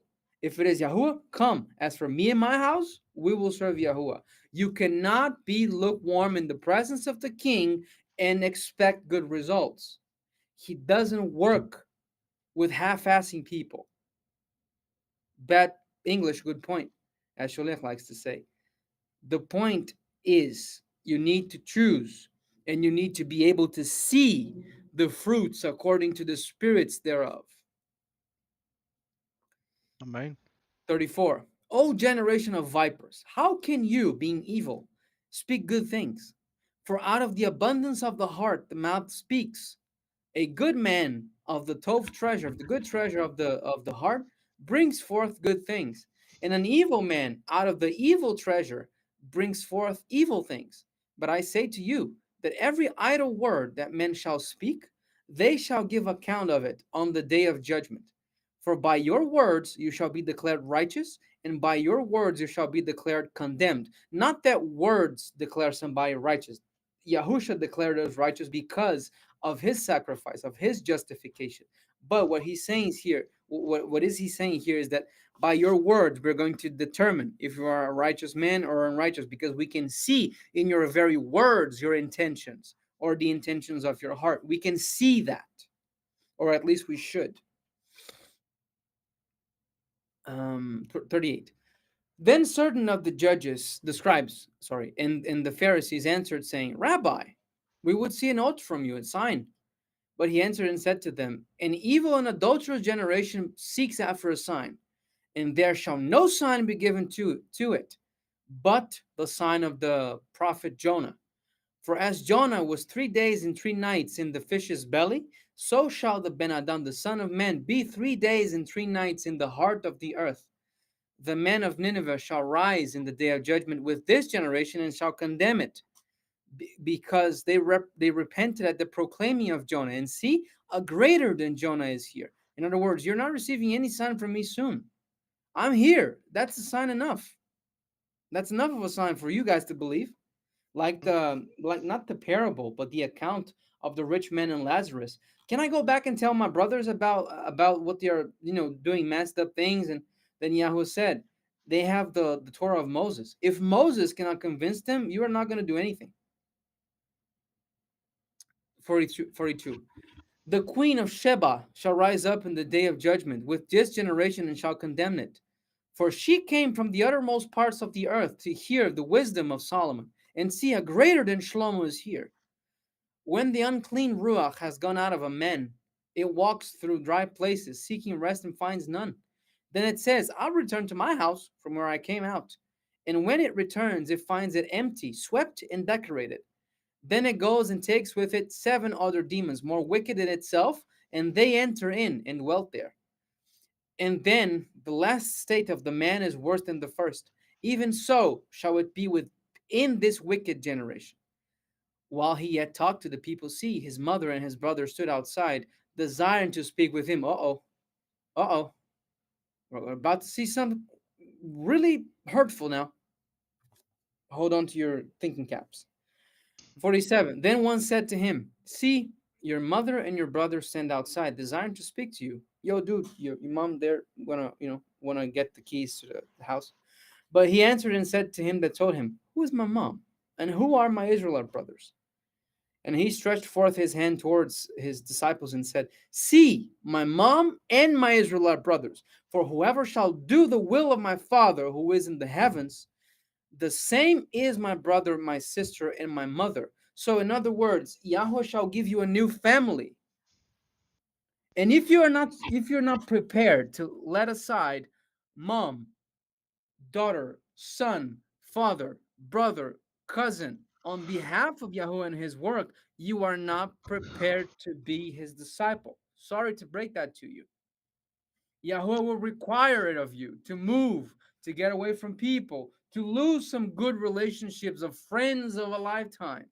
Who cares? Who cares about friends of a lifetime if you have the prospect of living forever in front of you? If you cannot let these things behind, sorry, you are not worthy of him. And that demands a whole lot of maturity. Because you guys have to think, right? The place in which you are planted, the congregation you are planted in, these are people who are striving towards the same goal as you. So they're there to support you just like you're there to support them. And they're your eternal family because God forbid, if your parents, if your brother, your sister, your cousin, your great uncle Jimmy, if he doesn't get saved, you're only going to have him for this life.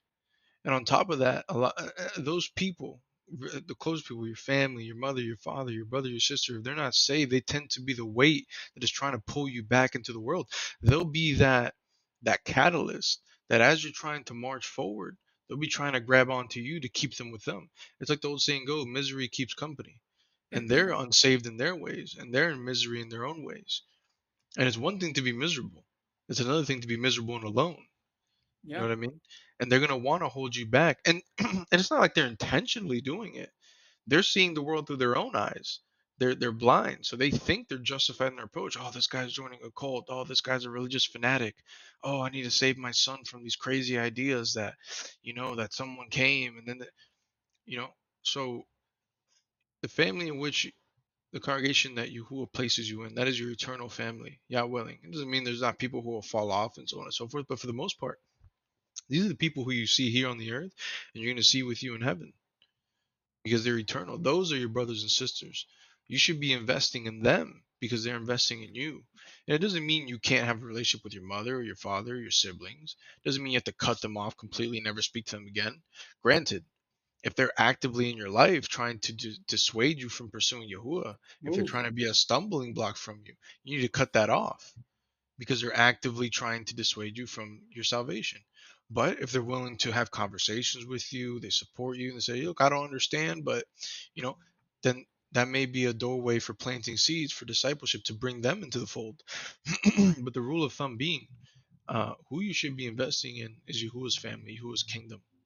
And if you're taking that which is supposed to go to Yahuwah and you're investing it in your carnal family, your earthly family, who is not going to be here forever, who's going to perish, those are wasted efforts. Right? Don't cast your pearls amongst the pigs. Right. It's like the goal of it is, like Nehemiah said, investment. Try to think of a stockbroker. You're not going to put your money in a stock that is falling. You're not going to put your money in something you're going to lose for sure. You're going to lose, and that doesn't mean you're supposed to shun your family and take people away from you, as you said, unless they are actively trying to take you away from Yahuwah's path. But the point is, you're supposed to be investing time with the people you're going to spend eternity with.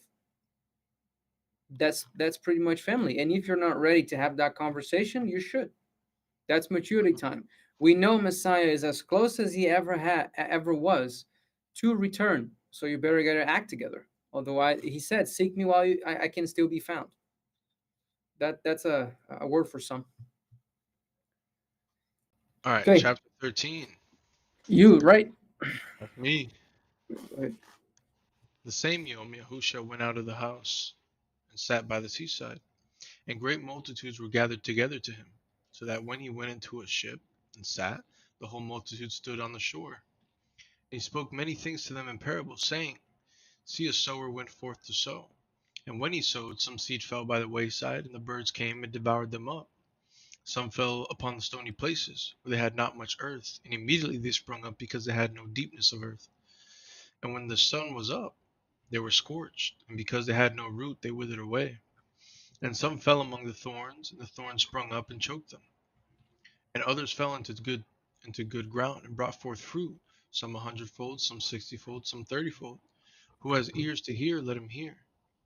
And when the disciples came and said to him, Why do you speak to them in parables? He answered and said to them, Because it is given to you to know the mysteries of the kingdom of heaven, but to them it is not given. For whoever has, to him shall be given, and he shall have more abundance. But whoever has not, from him shall be taken away, even what he has. It's a pretty scary thought. Yeah, Therefore I speak to them in parables, because seeing they see not, and hearing they hear not, neither do they understand. And in them is fulfilled the prophecy of Ishayahu Isaiah, which said, By hearing you shall hear and shall not understand, and seeing you shall see and shall not perceive. I mean, this is the literal embodiment of a leaky vessel. And what is a leaky vessel? That's another way of saying it goes in one ear and not the other. yep, That means you receive wise counsel. Someone's telling you, hey, you shouldn't do that. It's probably not going to be conductive to the life you're trying to exhibit. And you ignore it and you continue on in your paths. And in essence, you should know better because you've been told better, but you choose to disregard it and continue in your ways. And you don't want to be so, because that's lukewarm. That's exactly what Yoshi was speaking about earlier. That's a lukewarm person. You can't decide. You know what you should do, but you don't do it. Maybe you do it sometimes, but you don't do it fully. You're gonna get spit out of Yahusha's mouth. yeah. He doesn't want you. You got to make a choice, hot or cold. You can't be lukewarm. You're either in or you're out. There's no in Point. between. There's no fence sitting. There's no this that. It's you're in and you're ready to do the work, or you're out. Can't be in between. And that goes also for your relationships. Who do you relate? Who do you relate with? There is you cannot claim to be a disciple of Yahuwah while you are mingling with death and darkness all the time. Either you are his disciple or you're not. And you cannot be around lukewarm people expecting to be a hot person. It ain't happening. You need to choose your standing. And that also relates with who do you interact with. It's like my old football coach used to say. He said, "You become the company you keep. You surround yourself with losers, you're going to be a loser. You surround yourself with winners, you're going to be a winner. You surround yourself with believers, your belief and your faith and your discipleship is going to be strengthened. You surround yourself with people who are not believers and you yourself are a believer, they're going to drag you down and they're going to pull you in with them. So Right? you have to be mindful and be careful of who you're surrounding yourself with, It because is you will impossible become the to have company you keep, it is impossible to have it both ways. one or You the other. will, yeah, it is what Nehemiah said. That's beautiful. You end up becoming the company you keep. That's nice. That's very nice. I like that. Shout out Coach Lang. I'm stealing that, coach. Sorry. Yeah, yeah, yeah. 15. For this people's heart has become thickened, and their ears are dull of hearing, and their eyes they have closed, lest at any time they should see with their eyes and hear with their ears, and should understand with their heart, and should make teshuvah, repentance, and I should heal them. So what is Yahusha saying here? He's saying, like, I mean, if you guys picture this, it makes so much sense. Yahusha is literally incarnate, standing in front of them, healing, raising from the dead, performing these crazy miracles that is like straight out of a sci-fi movie. And these people are so blind, they're so deaf that they cannot see what is right in front of them. And because of that, like I can't fathom it. You know what I mean? It's like you have this guy. He's not just a guy, but you have Yahusha in front of you. raising people from dead, healing the sick, restoring sight, restoring the tongue, cleansing the lepers. He's performing these works in front of you, and you still deny it. You know what I mean? And this is why when the Pharisees ask for a sign, they shout out again, "Well, you got a sign. What more signs do you need?" I imagine Yahusha doing like, You know what I mean? He's like, "Yo, I'm right here." I'm here. Didn't you see? I just brought a guy that was a leper, and I said, okay, stop it. Stop that BS. Be healed. Is that not enough for you? What do you want me to do? To build the Empire State Building like that? I can do it, but is that what you want? Is that how blind you are? Come on, man. This is why I imagine Yahusha like LeBron James, because I imagine the way LeBron flops and complains all the time, and I keep imagining Yahusha doing the same thing. Like, why? Why are you guys so blind? Come on, man. Give me something to work with, please. And what is the cause of this? It's what Yahusha saying in verse 15. Their hearts have become thickened, their ears are dull, and their eyes have closed. They can't see what's right in front of them because they've become so consumed by the religiosity of that day, of the teachings of the Pharisees and so on, or whatever, their paganism, whatever it is. They've become so shut off they can't see what's right in front of them. Right. You know what I mean? So beware. Don't be that person. And it doesn't matter. Because not only did Yahushua perform all those miracles, he came back from the dead himself. And he said, I'll give you the sign of Jonah the prophet. I'm going to go in the earth 3 days and I shall return and come to life. And they still denied it. Yeah. And on top of that, they try to cover it up. So this kind of leads into as well what we were speaking earlier. Right? Don't cast your pearls amongst the pigs. Like, you can't help people. You can't do anything for them. You can share. And if they have the heart, if they're willing to receive it, they'll receive it. And if they won't, they won't. Because some people are just so blind. Like, you yourself could probably raise someone from the dead through the power of Yahusha in front of them. And because of their own ignorance or their own blindness, they're still gonna find a reason to not accept it. They're gonna dispense with it, one way, shape, or form. And you can't work with those kinds of people because you can't fix them, you can't save them. It's only Yahusha. And if their hearts are softened, if they're ready to receive, then they'll receive. Right. 16. But blessed are your eyes, for they see, and your ears, for they hear. For truly I say to you, that many prophets and Sadiqim righteous have desired to see those things which you see, and have not seen them, and to hear those things which you hear, and have not heard. Hear therefore the parable of the sower. When anyone hears the word of the kingdom, and understands it not, then comes the wicked one and catches away that which was sown in his heart. This is he who received seed by the wayside. But he that received seed into stony places, the same as he that hears the word and immediately with joy receives it. Yet has he no root in himself, but endures for a while. For when tribulation or persecution arises because of the word, immediately he is offended. He also that receives seed among the thorns is he that hears the word and the cares of the Olam Hazeh, the world, and the deceitfulness of riches choke the word and he becomes unfruitful. But he that receives seed into the good ground is he that hears the word and understands it, who also bears fruit and brings forth some 100-fold, some 16, some 30. So what is Yahushua doing here? He's laying out the type of believers that they are.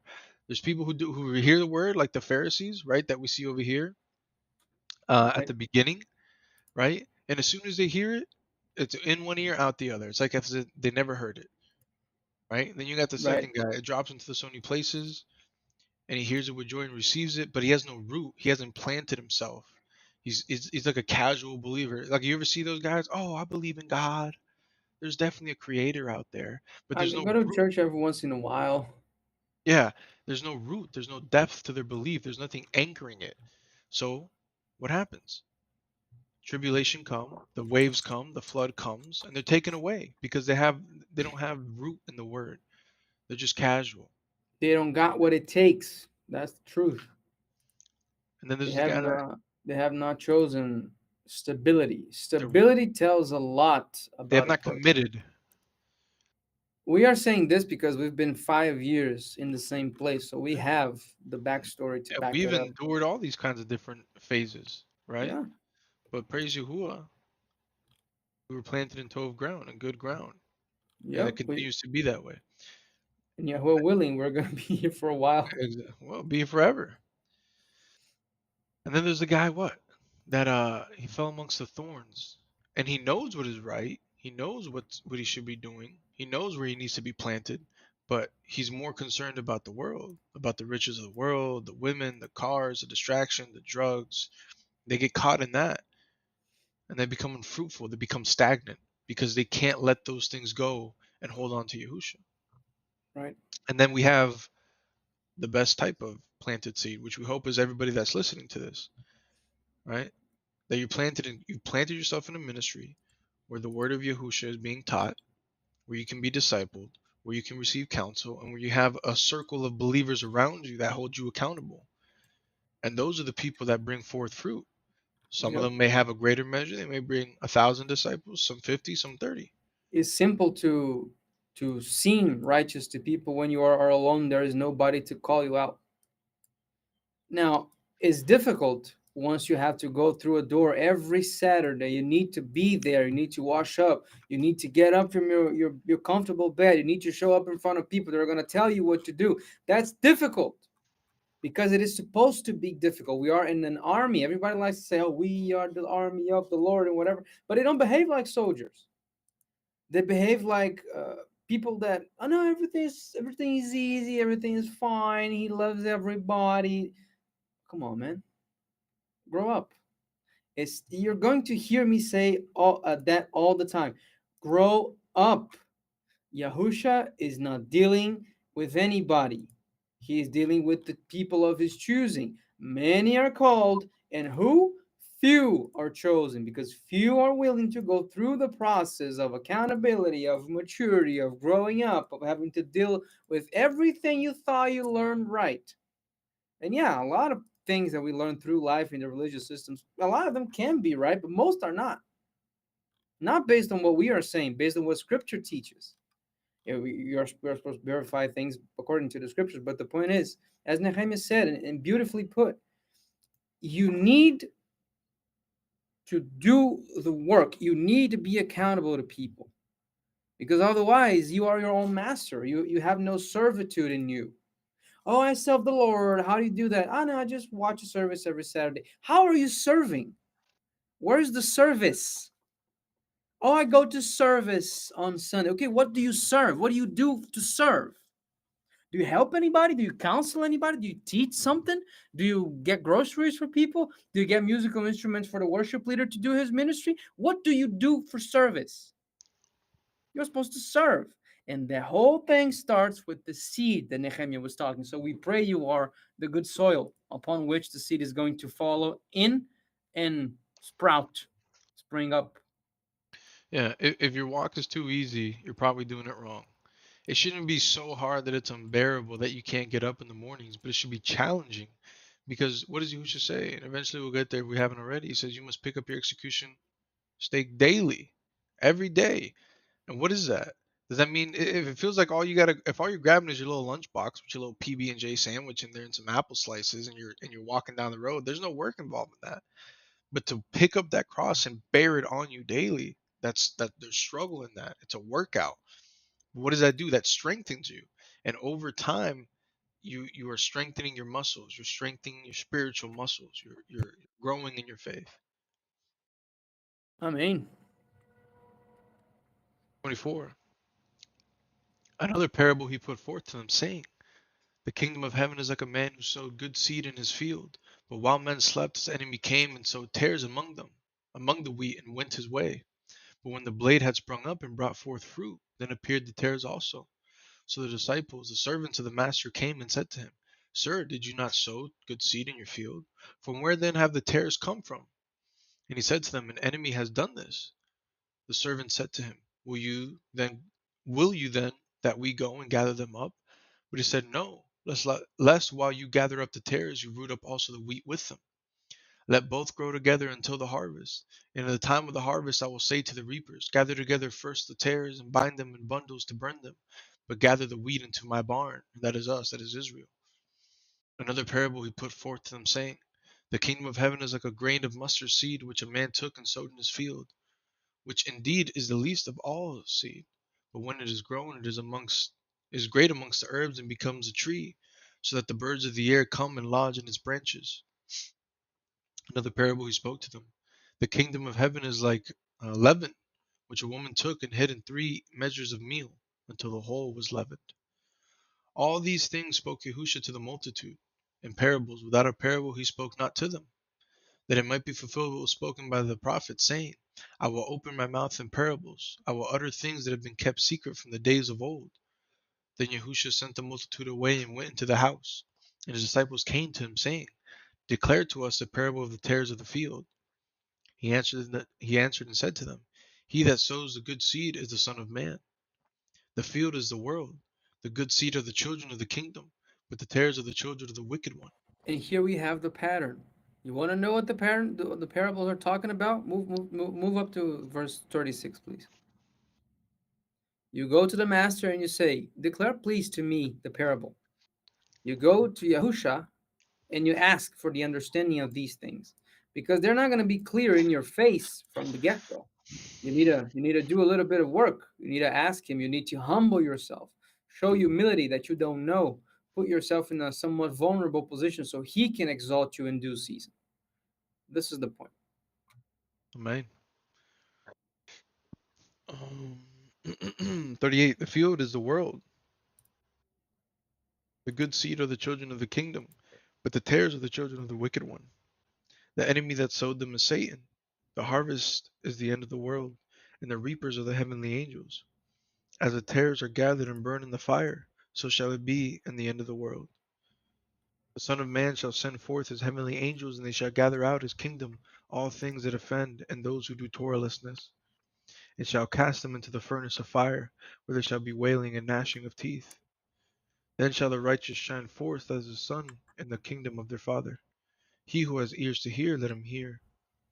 Again, the kingdom of heaven is like a treasure hidden in a field, which when a man has found, he hides, and because of joy goes and sells all that he has and buys that single field. Again, going back to this idea that once you find having Yahusha, then you invest, you give up everything and you invest it entirely into Him. Everything that you desire, everything, all your time, all your investment, all your purpose should be centered on Him. So what does this person do? He goes and sells everything, and just so he could purchase his field, just so he can dwell with his people. Right? This person molds his whole life around the revelation of Messiah and the perpetual life and everything that has to do with it. It's not, oh, I'm going to think about it. No, I'll obey him next week when I don't have a client schedule. No, it's cool. I'll show up like in 2 months for Shabbat because I'm not there yet. I'm too young. No, man. You sell everything you have. You change your life. You change your schedule. You change your behavior. You need to have this thirsty mentality. I need Yahusha. It is already too long since I learned of him the first time. So I need Yahusha with all my heart, soul, mind, and strength. And then you're in. And then you're shown the attitude that Yahusha wants to hear. He needs me. This is why I'm going to go, not only go to him, but reveal myself to him in the goodness of my thoughts. You need to have that mentality that Yahim is talking about. This hunger, this thirst, this urge to be in his kingdom, to be under him, to be before his feet. Then you shall be exalted. Then you're going to have the desires of your heart. But first comes the kingdom and the righteousness of it. Right. And what do you notice in 44? This guy, and he buys that single field. He doesn't have multiple fields that he's going in and out of. He's in this field one day, he's in another field another day. He's not unstable. No, he plants himself. He leaves everything behind and he goes to the single field and he plants himself, and that's where he dwells. Right? 45. Again, the kingdom of heaven is like a merchant seeking precious pearls, who, when he had found one pearl of great price, went and sold all that he had and bought it. Same idea. Again, the kingdom of heaven is like a net that was cast into the sea and gathered in every kind, which when it was full they drew to shore and sat down, and gathered the good into vessels, but took the bad away. So shall it be in the end of the world. The heavenly angels shall come forth and separate the wicked from among the righteous, and shall expel them into the furnace of fire, where there shall be wailing and gnashing of teeth. Yahusha said to them, Have you understood all these things? They said to him, Oh yes, Master.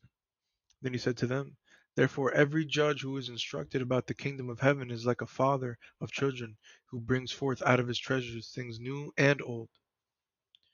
And it came to pass that when Yahusha had finished these parables, he departed from there.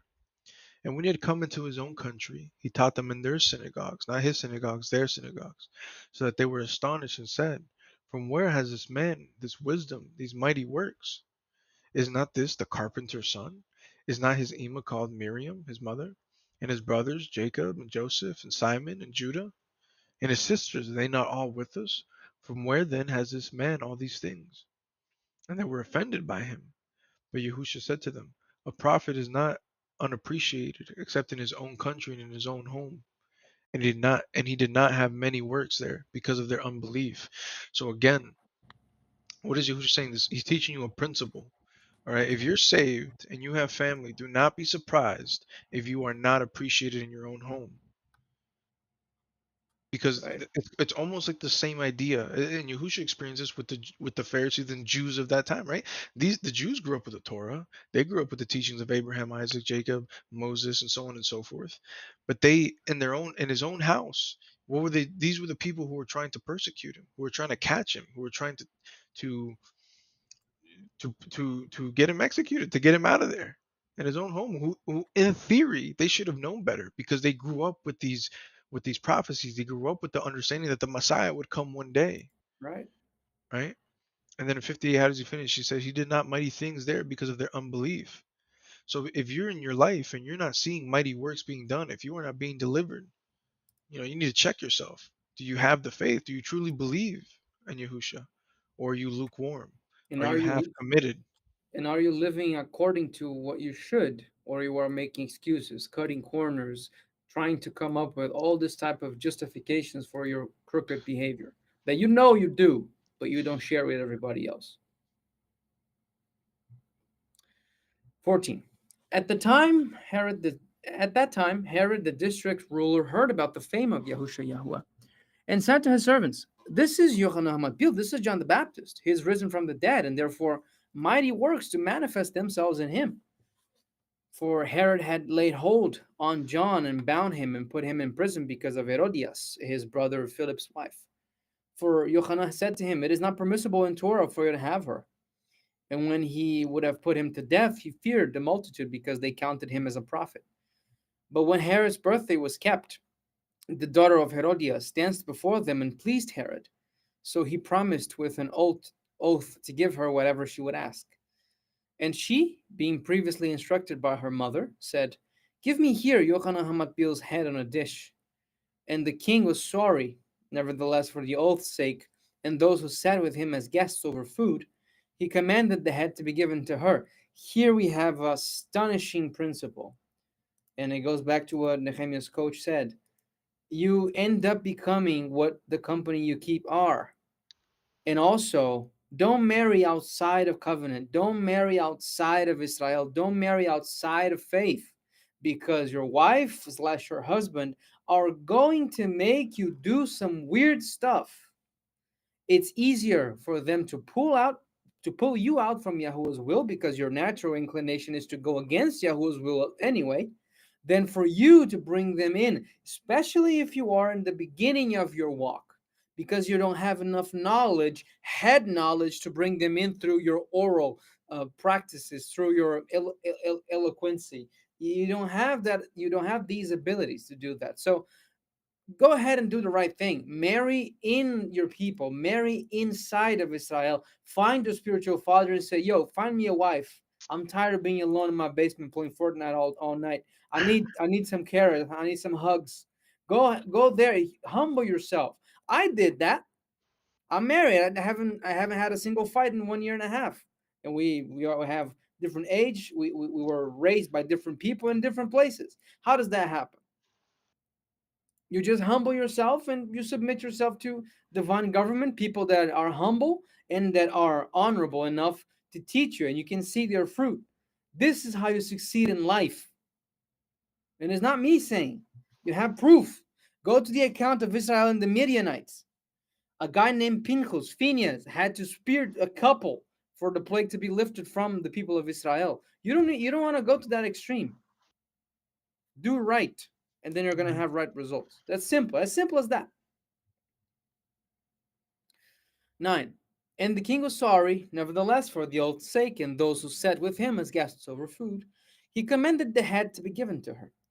And he sent and beheaded Yochanan in the prison. And his head was brought on a dish and given to the girl, and she brought it to her mom. And his Talmidim, his disciples, came and took up the body and buried it, and went and told Yahusha Yahuwah. And when Yahusha Yahuwah heard of it, he departed from there by ship into a desert place apart. And when the people had heard of it, they followed him on foot out of the cities. And Yahusha Yahuwah went forth and saw a great multitude, and was moved with mercies towards them, and he healed their sick ones. And when it was evening, his disciples came to him, saying, "This is a desert place, and the sunlight is now past. Send the multitude away, that they may go into the villages and buy themselves food." In other words, let them go to Taco Bell, because they're going to close, and they're very far away. They are in the middle of California, in the desert part. They need to go to the city, to LA, to get the Taco Bell they need. But Yahusha said to them, "They need not depart. You give them to eat." And they said to him, "How? We have only 5 loaves and 2 fishes. What the hell are you talking about? Crazy?" And he said to them, "Bring them here to me, you crazy, unfaithful guys." And he commanded the multitude to sit down on the grass, and took the 5 loaves and the 2 fishes. And looking up to the Shamayim, the heavens, he said the bracha, the blessing, and broke it, and gave the loaves to his disciples, and the disciples to the multitude. And they did all eat, and were filled. And they took up of the fragments that remained 12 baskets full. And they that had eaten were about 5,000 men, beside women and children. So, going back to verse 19, he did the miracle. But then he said, where is it? Then he gave the loaves to his disciples, and the disciples to the multitude. So here we see the order of things, the order of factors. You need to first submit yourself under Messiah. That's number one. Then you need to find yourself a spiritual leader, a spiritual father that is going to mentor you in the walk. Because if you think you don't need one, your mistake starts there. But Yahusha does his miracles through us nowadays, because he's not here anymore. Last time I checked, he ascended to the Father in body. He's not there. Try to call Yahusha now. Let me see if you can find him. Let me see if you can find him in Denver. Oh, my brother used to live. No, he's in heaven, but he gave us the power to enact his power through him. We are nothing but his vessels of service. Some of bronze, some of silver, and some of gold, but vessels nonetheless. So let us get this power, having the faith thereof, and exercise that. Because Yahushua is not going to heal the sick in the hospitals. He gave us that responsibility. And yes, I said it. You may not agree with me, but go to Mark chapter 16, Luke 10, and all the book of John, and then we can talk about this. Then prove me wrong. Yahusha gave us the power to go there and exercise such power. He's not going to descend again, only in his return, but then to wipe everybody out. We are supposed to do his work for him.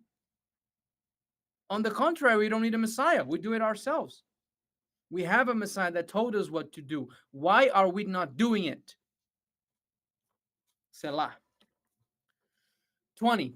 And they did all eat and were filled. And they took up the fragments that remained, 12 baskets full. And they that had eaten, about 5,000 men, beside women and children.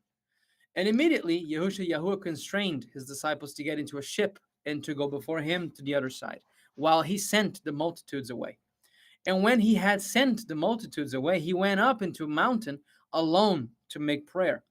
And when the evening had come, he was there alone. But the ship was now in the midst of the sea, tossed with waves, for the wind was contrary to it. And in the fourth watch of the night, Yahuwah went to them walking on the sea. And when the disciples saw him walking on the sea, they were troubled, saying, "It is a ruach, it is a spirit." Man, that's a ghost. It's Casper the friendly ghost. And they cried out for fear. But immediately Yahuwah spoke to them, saying, "Be of courage. Come on, man up. It is me. Come on, you're blind? It's me. Don't worry." And Kepha answered him and said, "Master, if it is you, command me to come to you on the waters." And he said, "Come." And when Kepha, Peter, had come down out of the ship, he walked on the waters to go to Yahuwah. But when he saw the wind boisterous, he was afraid. And beginning to sink, he cried out, saying, "Master, save me." And immediately Yahuwah stretched forth his hand and caught him and said to him, "O man of little faith, why did you doubt?" Why do you keep doubting my power?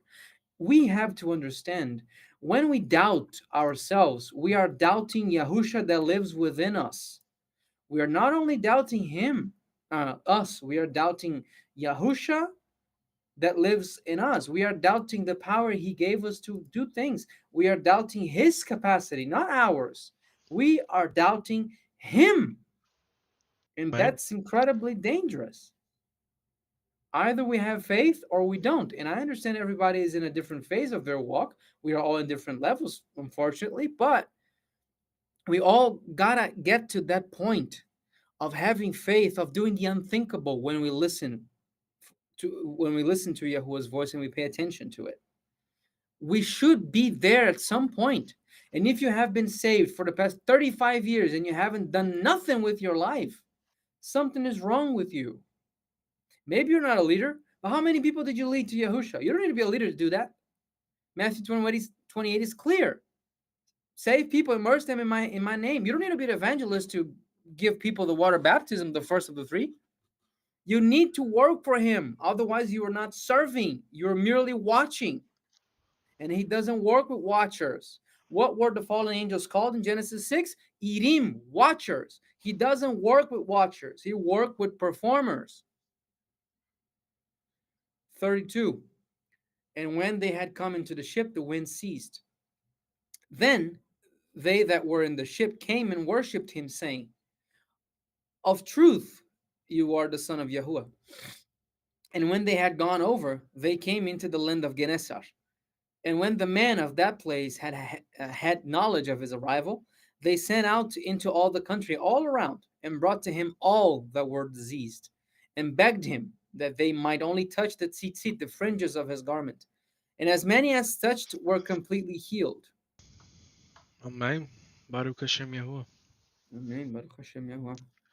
Hey, that was pretty fun. That was a good run. Not too shabby, if you ask me. Hey, you know what, guys? If you stuck around this long, we appreciate it. Yeah, Thanks for thank you. sticking around, and we hope you enjoyed. We hope you got something out of it. I know I did. I'm sure Yoshi did, Yep, and got a we kick enjoyed out this of it. time together. So it's truly a blessing and praise Yahuwah that we able to continue doing this.